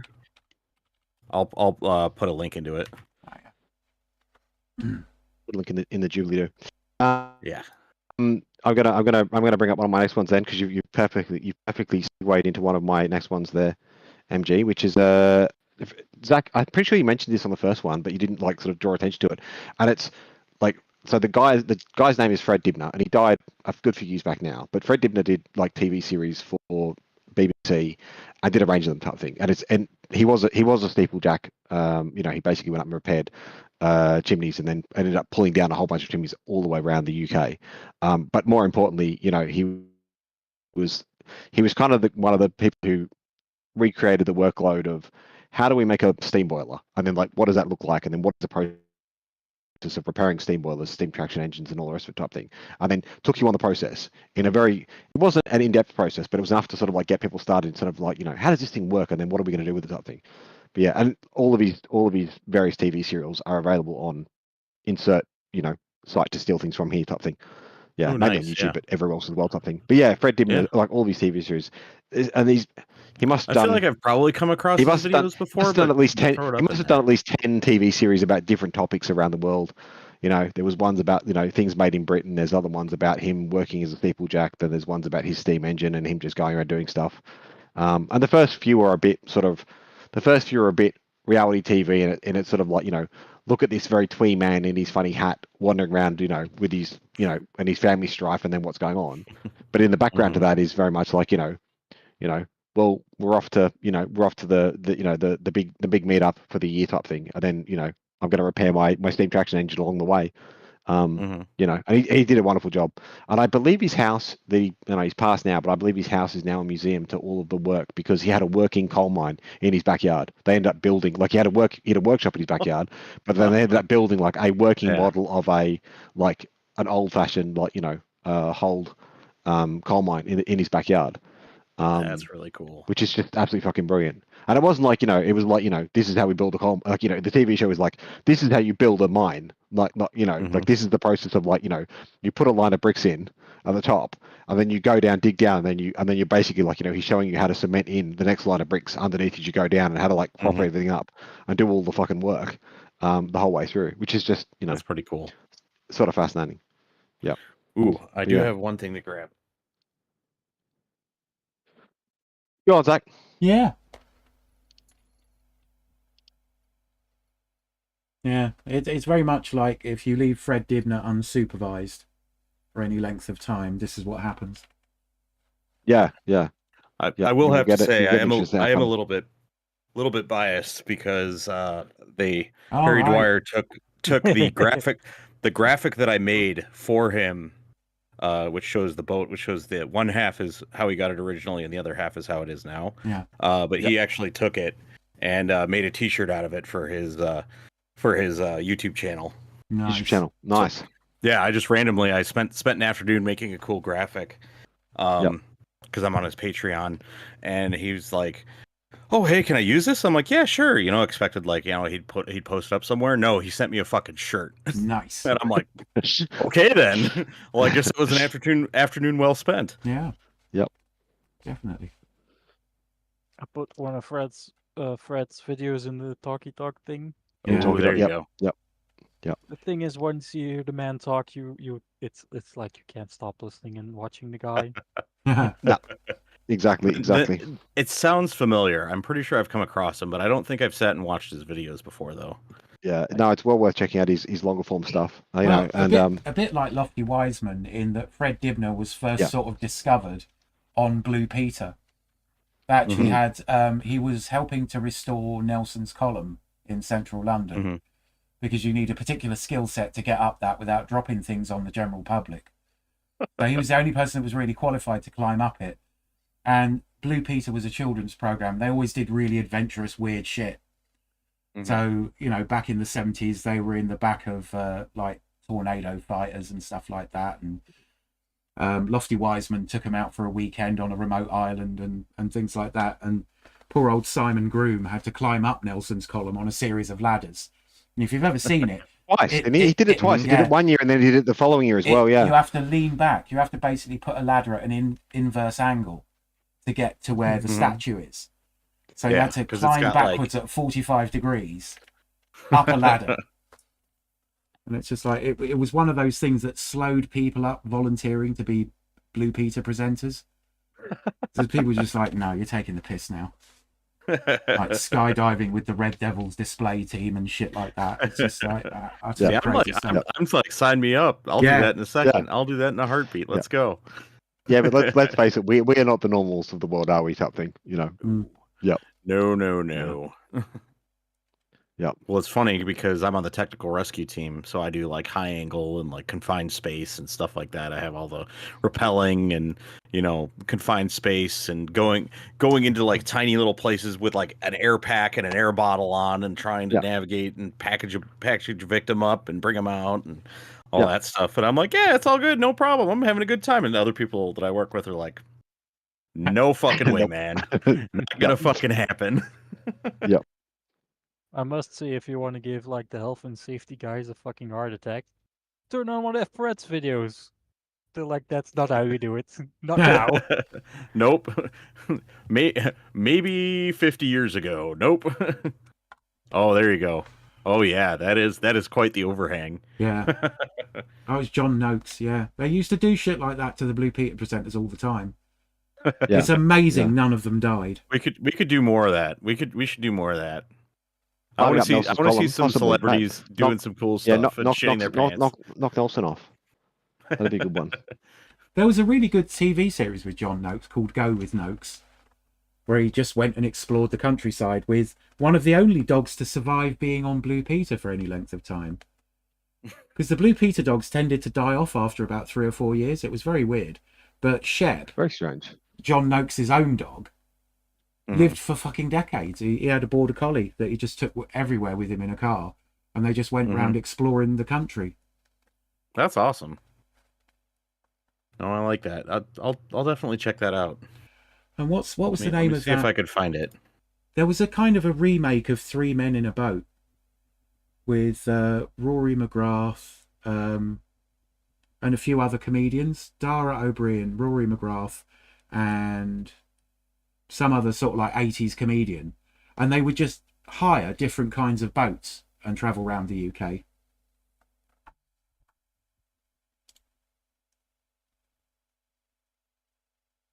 Well, there we go. Go with Noakes, the Red Arrows. Yeah, it was pretty fun. He's a very Yeah, I'll likable sort definitely of a check that person. out. You reminded because you looks mentioned Lofty Wiseman, and I went searching after someone mentioned Lofty Wiseman a few weeks ago, and the Lofty Wiseman Survival Team 1980 show. I'll certainly put a link in the doobly-doo. Is well worth a watch. They have a couple of breakdowns in terms of communications and what the fuck is going on type thing, but in terms of like a really good intro to Lofty Wiseman, I think it's one of the best ones there is in terms of like showing his skill, but also showing then his ability at teaching, and then also what everyday people can get up to in terms of a survival situation. Because these were just, it wasn't like they selected for reality TV. These people were just, it was someone's mum, and it was like, someone who was someone's dad, and then a young fella, and then someone else, and and they were just sort of everyday British people. But it's a great look at what he gets, what he sort of taught and what he did type thing in terms of Lofty Wiseman's abilities. Yeah. Ooh, there you go. Yeah, kind of reminds me of like the Bushwicker Man kind of type. That type of stuff. Oh, he's on the list. Don't worry, he's on the list. We'll get there. Yeah. Hold on. Yeah. I'm trying to do three things at once. I've got to slide everything those. Yeah, so I had on my list, you've reminded me, I had Les Higgins' various TV serials. So, and I just rank Les Higgins and also Les Stroud as being like two of the better TV performers of survivalist series or preparedness or something along those lines. Yeah. Whereas I think to watch Bear Grylls or to watch even Ray Mears to a certain point, I think that they don't put over anything that's going on. I think the reverse is true of like Les Higgins. I think the reverse is true of Les Stroud. I mean, Stroud and Higgins do very, very different things at alternate ends. Higgins was very much like, it was very much an Australian-centric TV show coming out of previous Australian television shows that have been on like major publication syndication type stuff in Australia. The sort of round Australia, like we're going on an adventure sort of stuff. Whereas Les Higgins is certainly as an Australian kid growing up, he was the first person to sort of go up into the Kimberley, explain what he was looking at, where he was in the tropics, and then go and talk to the bush communities, talking to Aboriginal communities out in the bush, and then taking their knowledge and trying to sort of seed that into parts of the government, into wider society type thing, and make it a big deal, which makes him very, very important. Stroud differently, obviously. Yeah. Well, Stroud definitely was like making a TV series about him being alone in the wild and doing like survival-esque thing, doing, I have broken down in the desert type thing. But I never felt like he was pushing the boundaries of what people should know. Like, you're driving a car across the Nevada desert. What the fuck should you know? What the fuck should you do to stay safe? Do this thing, you will stay safe. It stands out versus say Ray Mears, where he can quite obviously do the thing, but everything he does is hidden behind the mystique of TV. He doesn't actually show you what the fuck is going on in real world. Versus say Bear Grylls, which is like, I'm going to rip the head off a snake and eat type thing. Lofty Wiseman's assessment of Bear Grylls is one of the funniest fuck. Like some of him talking about Bear Grylls and Ray Mears are funniest fucking iconic moments of Lofty Wiseman talking on the internet. He's like, "Can you say something about Lofty Wiseman?" He's like, no, because like Lofty Wiseman's just like, I'm not going to say anything about them because like Bear Grylls is a fucking idiot. Actually a fucking the things that he's portraying on TV are actively dangerous for people watching. It's like if you were on it's like if you were going to do something on like reality TV, that's not how you would behave in the general population type thing. To do that would make you a martyr of society type thing. Bear Grylls is to be made a martyr of in terms of things you should do, things you should safely do in a survival situation. But yeah. So Les Higgins, he made a bunch. He's made so many TV series. It's amazing now type thing. And then he retired. He retired after TV and started doing some really interesting work in terms of like talking to Vietnam vets and people coming out of Gulf War One, and setting up a PTSD like recuperation space up in far north Queensland, and trying to get those blokes back onto, or those people back on the right. And he's still alive, right? Because their world had been pulled apart.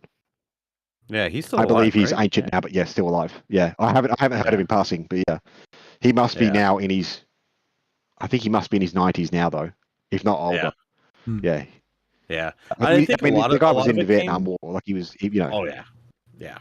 But I think a lot of it came because he was working on this stuff before he was in show business, because he was in the army working on this project, and then it kind of grew Yeah, from well, that. He was still in he was a in major. the army.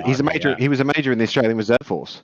Yeah, yeah. yeah, he was a major in the Reserve Army Force. The first TV series is literally like the ABC, like, you know, education department of the ABC broadcasting services turning around and saying, like, you're going out doing this thing. Can we just give you a 16mm camera? Can you go out and just like talk to the camera about, like, you know, you found this thing. This is how the fishing works. You know, this is where I'm going. Here's my boat strapped to the top of my, like, you know, my Land Rover type thing. Mhm. You know, what are you doing? How are you doing it? Can we make everyone a bit safer when they're going around doing stuff? Yeah, I think You it know, came from a different and place than there's a like bit of Bear Grylls. Yeah. completely, yeah, completely came from a different place, but it also came from a much better place in terms of, like, you know, that principle of, like, you know, PBS, BBC, ABC, whatever, CBS, wanting to make TV that informed and educated rather than making, Mhm. you know, entertainment pieces. Entertainment Mhm. is just fluff. You know, And informing and it educating was is way about more the important. show, not about the advertising dollars or the sponsorship or the It product also, but placement it also during wasn't the about, Nike you know, thing or some stupid shit. yeah, it's not, but it's also not about them per se. You know, the reason why, you know, they all had success careers out of it type thing, but some of them are just in it for, like, you know, I want to make $1 million versus, you know, you read the history of Bear Grylls and go, like, this guy's a cunt. Like, you know, he's just an asshole, right? You know, like, he's not the person you would invite around for tea. Versus, like, you know, you know, if Higgins turned up at your party, you'd be like, fuck, talk his fucking ear off, and you wouldn't ever leave him alone type thing. You'd be like, when are we going Exactly. fishing type thing? Yeah. It has been cool. I don't know if you follow Les Stroud's YouTube channel at all, but he's been uploading all of his Survivor Man stuff. Yeah. So he's got all the rights to that, but then he's also been doing Yeah. commentaries where he's been talking about the process of making it and a lot of the Yeah, behind like the what scenes actually and goes into it. yeah, some of the tips and tricks and just the stories that are there that, or like talking about how he'd set stuff up for the TV, but making it Yeah. where it was not like ridiculous, but it was still there. Yeah. Yeah.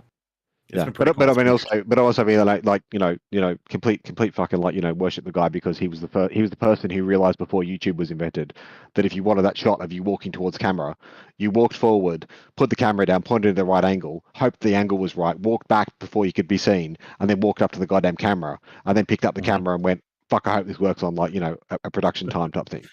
Oh yeah, You know? and so many people told him that that's not how you do it. That's not how you're supposed to do it. And he's like, "Well, fuck And off! I'm just going to do it the way that I want to do it."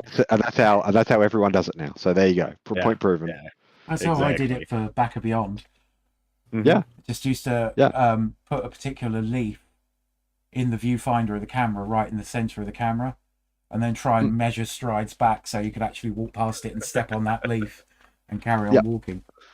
Yeah. So there was a lot of that. I need to go back and do the whole thing again and just say, right, okay, lessons have been learned, technology has changed. Yeah, but you know what? It's a product of its time too. Product of its time and technology and what you had going on at the time and stuff like that. You know, don't ever feel like it wasn't good enough or whatever. I don't want to take it down. Some of it. Yeah, I sometimes amuse myself by going back and seeing if there've been any more views, and sometimes there have been. You think somebody stumbled across that at some point? I've gone back and rewatched them. I've gone back. Yeah, so have I. Yeah. But yeah, I'm probably a bit more aware of how to do it. And I posted up. Yeah, I posted up my the segment that I did for you on my my backpacking first aid kit, like my EDC. Oh yeah, that was bag great. first aid kit. Yeah. I took that clip and I just posted it up on my own YouTube channel. It's like literally the one that I use to like watch shit with, not the one that I post anything from. Like it's not even associated with my, my normal username. It's a good rule of thumb that if you take quite a good first aid kit and you go with someone else, and they look at to their mind, a bulky first aid kit, they're generally the person that injures themselves. Yeah. And they sort of like, you've got the big old first aid kit, why do you need all that? And then they cut themselves and you're like, or burn themselves, and you're there with the burn gel and the bandage. But I literally posted it up, no hashtags, no anything. I literally just posted it up so I could like link it to people, but I made it public just because I was like, I'll just throw it up there, that way I can link it if I ever talk about it to anybody, because it's come up a couple times in conversation. Like, hey, this is what I have in mind. Here, I made a video about it. Here you go. And instead of sending them to the whole episode, I'll just send them to that clip that I posted. Yeah. And then like I started getting like random people commenting on it and stuff, and I'm like, huh, all right then. Well, that's weird. Yeah. But Oh, man. it's strange because like I don't know how many times I've directed it at different people I know who should be able to write me up a first aid kit list, and you're the only person who ever bit. Like you're the only person who ever went. Like I've asked so many people, and I'm like, and I reckon like you bit, and it must have hit you at exactly the right time to sort of like do it type thing, or it hit within that 3-month period of like me asking someone else asking you, and then you deciding you were going to make a fucking video, and then you just sort of reporting back you've done this thing.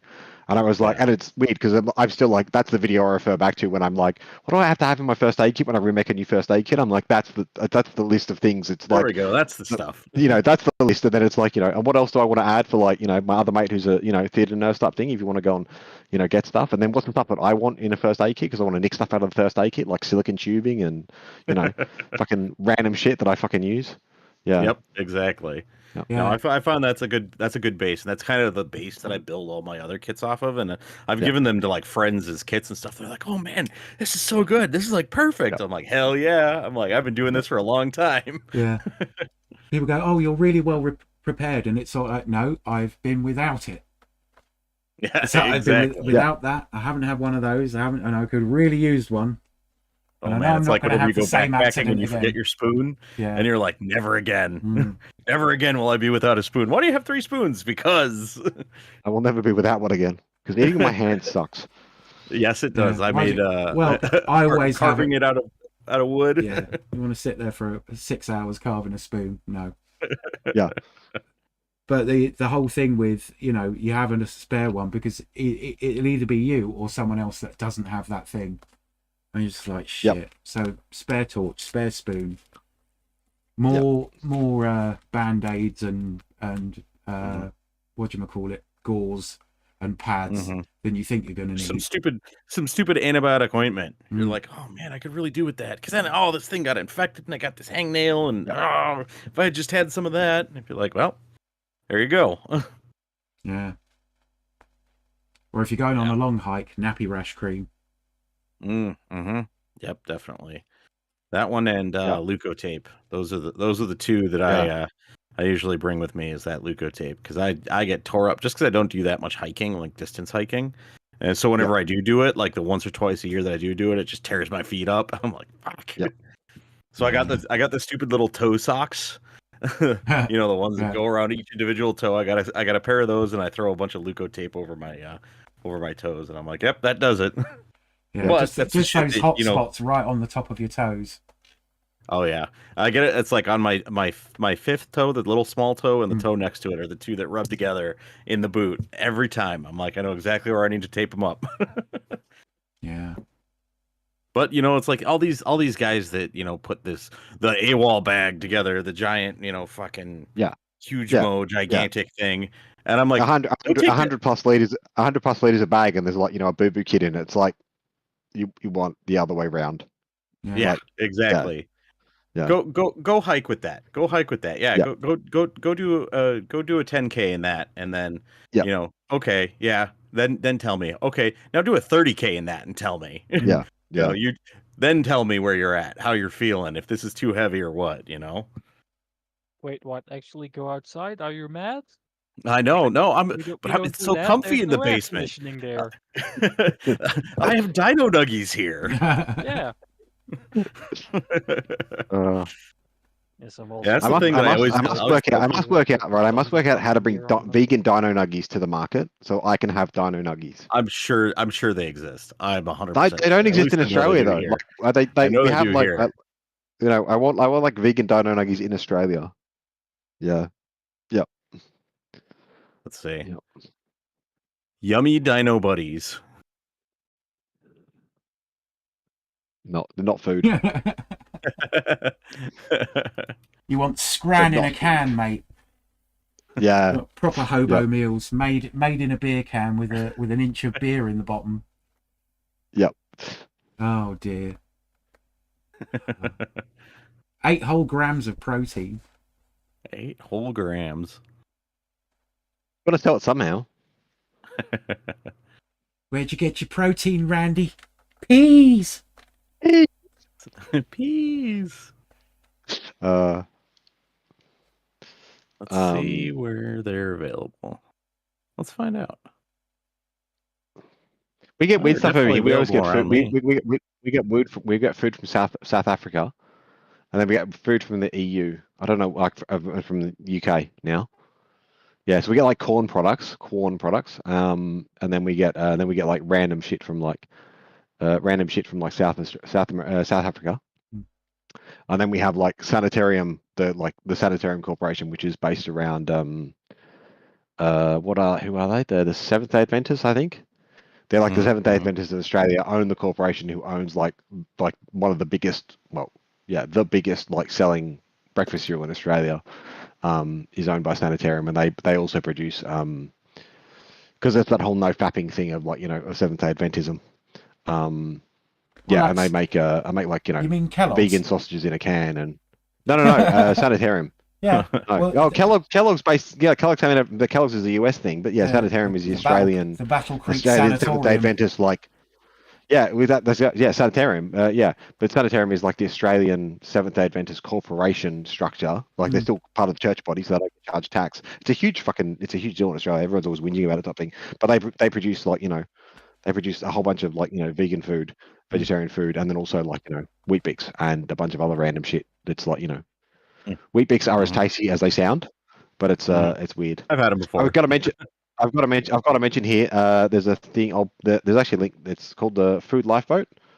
Going back to our earlier conversation, the Food Lifeboat was a bit of research that was done in Australia by a guy. I've mentioned it over the years a few times. Done by a doctorate, a professor of nutrition and bits and pieces, and he goes through the what in terms of like modern food. What can you just go to the supermarket today and buy? And it's very, very cool because it's based in Australia for anyone who's Australian. I know there's normally only me, but it's also a good starting block for preparedness foods and actually having something that's halfway palatable, not like how to grind your own wheat at home. And it's like, I'm not going to do that, but I just need 2 packets of fucking Wheat Bix, and that's enough breakfast cereal with some fucking, dehydrated milk to get me through. So I'll put a link to the. I think the original website's gone now, but I'll put a link to the copy I have. Yeah, there you go. Yeah, definitely. I think I've heard you mention it before.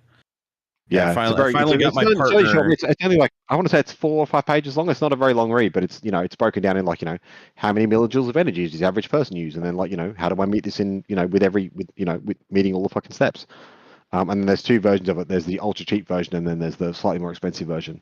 And the ultra cheap version is rice and beans, and what do you actually need in terms of amounts for a person, for 10 weeks type thing. Yeah, I finally got my partner on board with a little bit more bulk dry food storage for. Is that because they looked at the price of eggs going up in your country?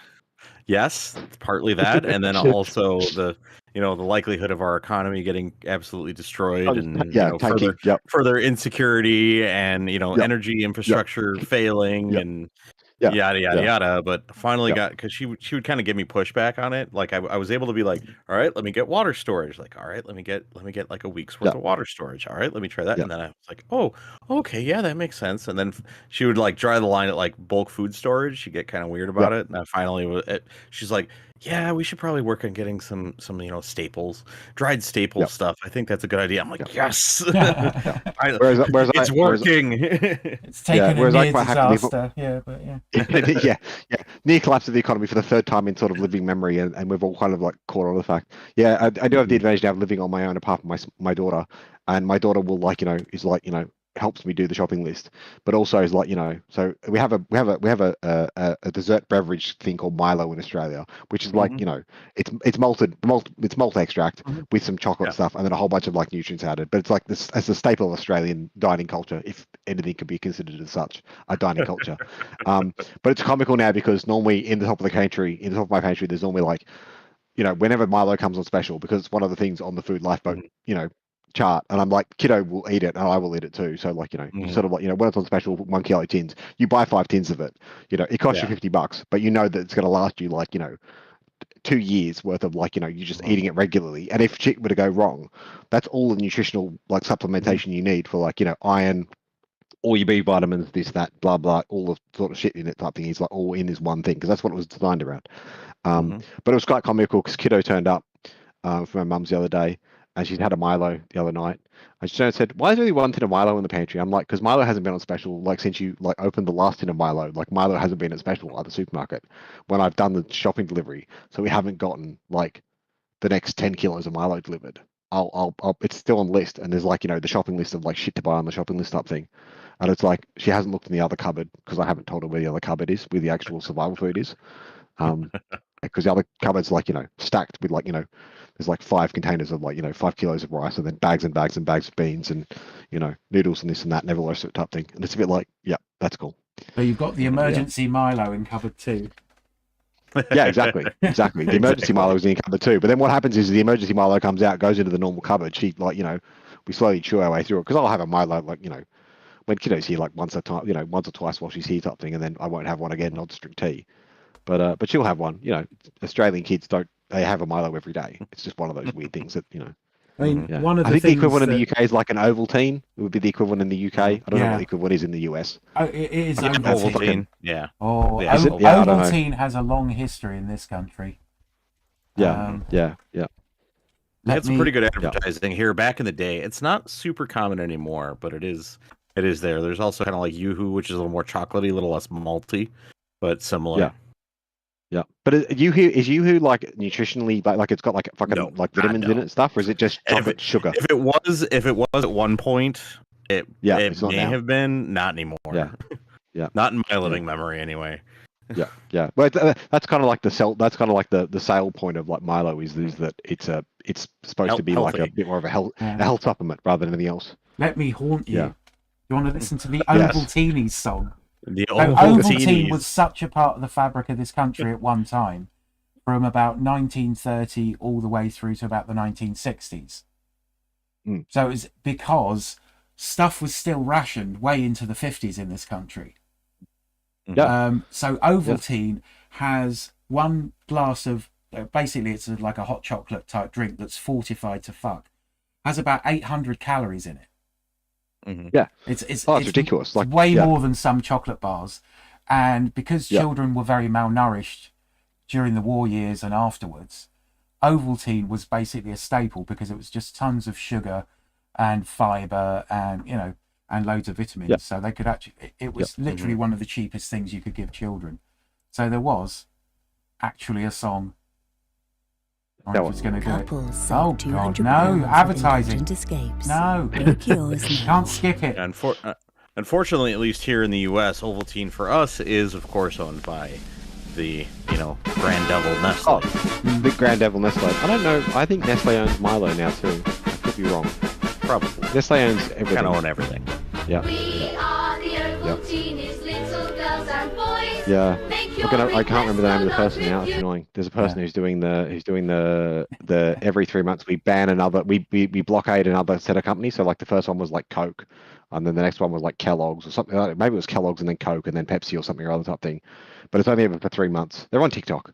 It's Tall Girl something, Tall Girl 2543 or something like that type thing. And they go into sort of like, they go into the like, weekly, this is what's happening and da-da-da, and this is what's happened.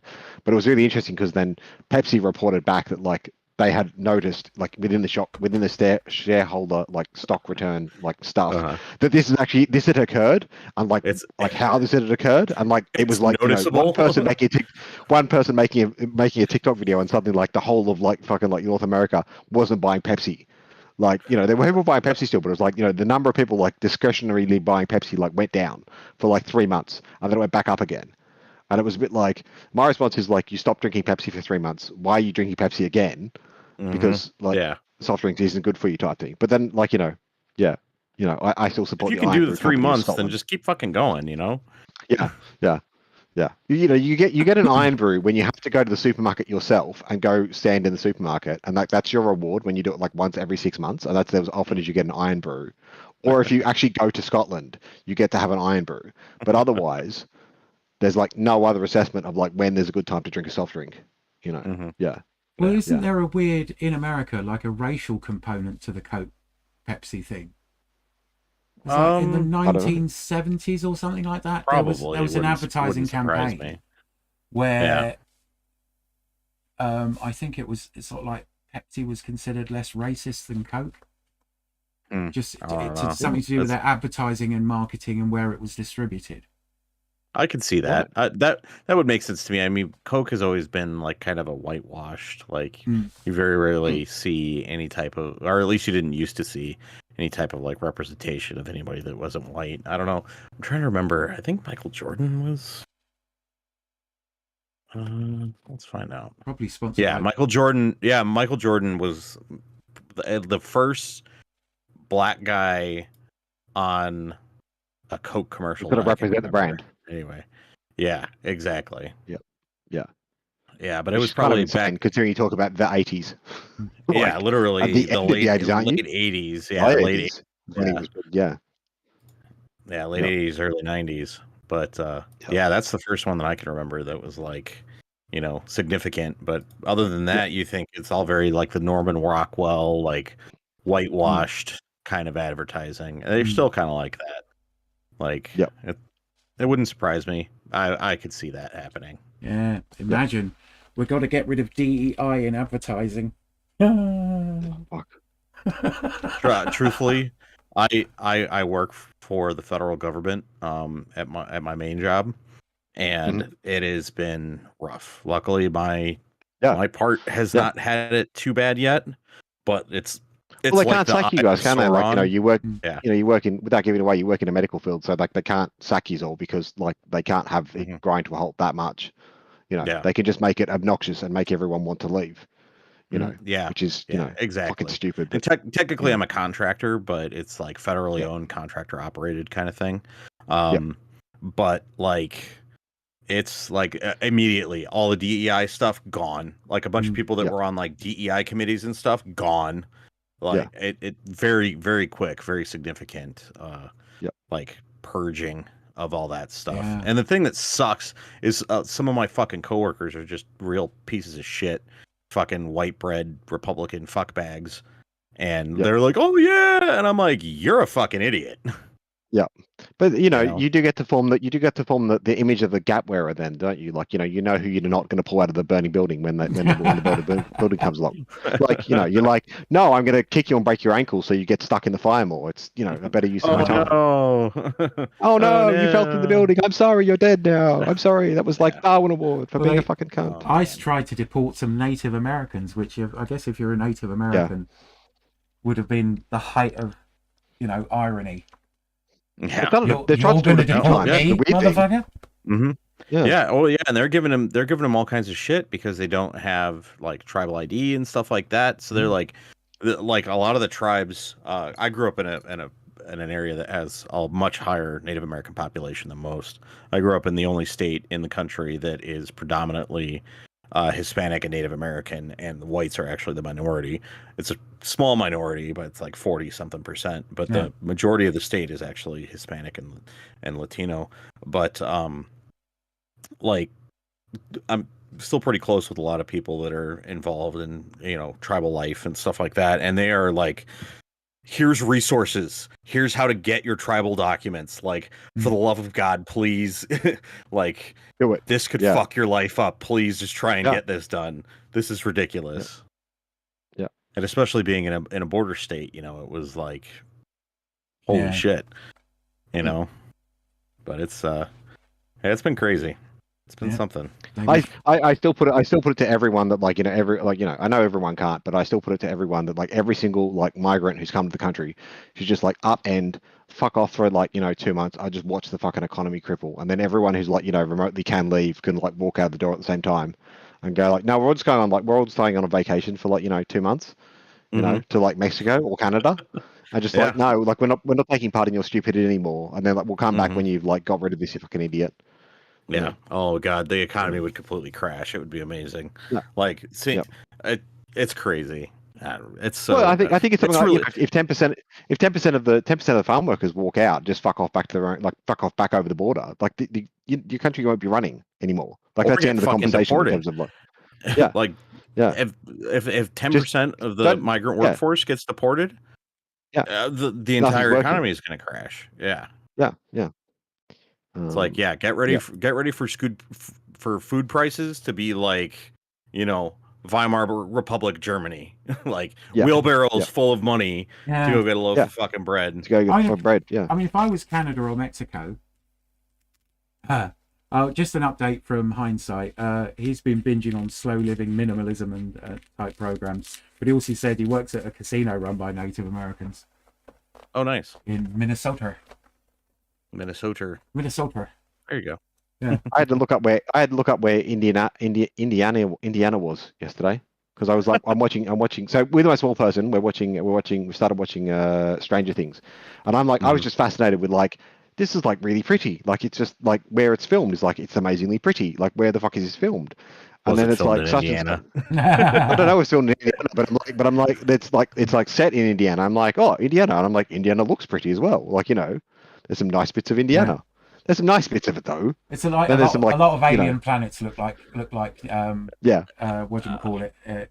Toronto, basically. Yeah. Indiana's like the worst part of like the bleakness that is the American Midwest. Like, Yeah. the entire state, it's like you have the stuff that's kind of butts up to Chicago, and then Yeah. that's just like some of the poorest areas, like Gary and stuff like Yeah, that. of course. Yeah. It's like the the most destitute, like rundown, poverty-stricken bits horribly of mismanaged. shit. Yeah. Yeah, Yeah. like terrible. And then you have cornfields, Yeah. rice fields, all kinds of different bullshit, soybeans and all kinds of shit. You And then guys you go have- rice up. That's amazing. What's to that? me. You guys go I- rice I- up. Not really. I kind of misspoke, but Yeah. there is a Corn little makes bit sense. of it, but not much. Yeah, Yeah. definitely lots of corn, Yeah. lots of soybeans. We sorghum, randomly go like rice like down the river from where I am type thing, and it's like I don't know why the fuck we go rice here either type thing. It's like it's not the climate for it. It's under irrigation. Yeah. It's ridiculous. But yeah, Yeah. Yeah. But it's just random shit. And then there's Indianapolis. Boop, little city. Yep. And then nothing. Yeah. And 99% of that state is nothing. Yep. Empty. No geography. Like nothing. There's like tiny Well, little it was kind of hills. it was just like where the buffalo ran around, wasn't it? Like historically, like before, like white person turned up and fucked it all up. It was basically like field, buffalo herd, like tromping through type thing, doing stuff. And it was kind of like turn up for buffalo runs, fuck off somewhere else, turn up for buffalo runs every year type thing, wasn't it? Like that's that's how we lived in Yeah. And community I mean, nature. a lot of the people here would migrate, like the Native American tribes would come to this part, come to this area at this time of year, harvest this stuff, and survive this way. Then they'd go down this way, to, whenever it gets colder, they'd go a little bit further south and stuff like that. Yeah, the living a nations, nomadic lifestyle, the nations that were big were like moving through different fields to get different bits and pieces, exactly the same way that Indigenous Australians did exactly the same thing. Interestingly enough, there was actually a major, very major city, actually in downstate Illinois, which is actually right across the Mississippi River from St. Louis. Illinois is like fucking huge. Like literally, it's like 9 hours to drive across it from north to south. Like fucking huge. It's really long. So the actual length of it, if you compare like the length of Illinois and you just move it over to the east to like the East Coast, and you see that it goes from literally like New York to like way past like I'm trying to remember like South Carolina or something like that.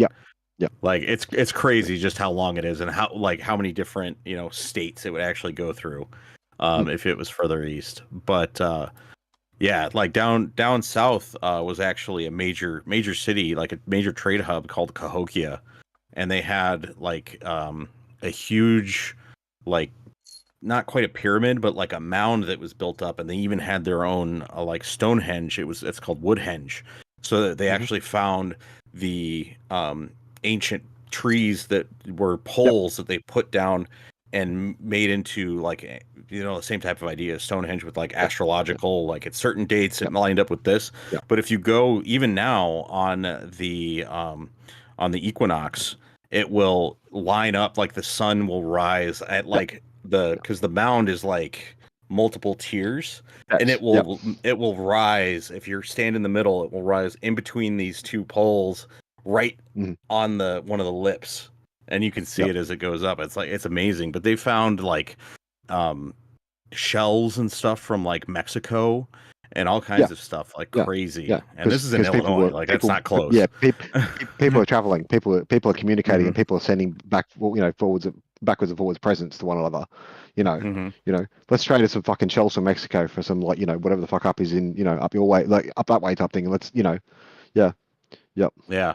What do they say? It was the largest and most influential urban settlement of the Mississippian culture, with developed advanced societies of what is now like the Midwest. Yeah. Yeah. Oh, fascinating. Central and southeastern United States, beginning around 1000 CE. It's considered the most largest and most complex archaeological site north of the great pre-Columbian cities in Mexico. Wow. But that's Yeah. the whole point of that whole 500 nations thing. There was actual civilization just Yeah. going on for thousands and thousands of years. Yeah. With And everything so many basically white just about people think working. that think that history in what is now the United States, they think it started in 1492 in Columbus. And it's like that is so categorically wrong. Like you can't even imagine how wrong you are. Like you can't even fathom it. Yeah, when people use words like discovered. Yeah, exactly. You didn't discover Not shit. stole. Yeah. In fact, he thought he was in the wrong fucking continent. Yeah. So that motherfucker was lost. No, honey, I know where we are. We don't need to ask anybody. Exactly. First person. Yeah. Well, I mean, I think we're very close to time, are we not? I think that's about our 2-hour limit, yeah. if not a bit over. Well, we're gonna hang out in the chat some more. If you want to join in and you're on Discord, then we'll sort something out. Feel free. We'll send an invite out if you want to join the Rangers chat hub for another episode, because there are 3 people currently watching. 3. We only outnumber them by 1. That's an unusual feeling. One of them is me. All right. Yep. I have it on in the other room, and I was like, "Oh shit, hey!" And I put it on, and then I came in here. I was like, "Oh yeah, I'll jump on." Okay, sorry, so there like might be that. some other people there. We're gonna shut down the recording now, and we'll see you next time. Can't promise it'll be next week, Bye. but it will probably definitely be on a Saturday. So it's goodbye from everybody. Good one. Bye. Bye. Bye.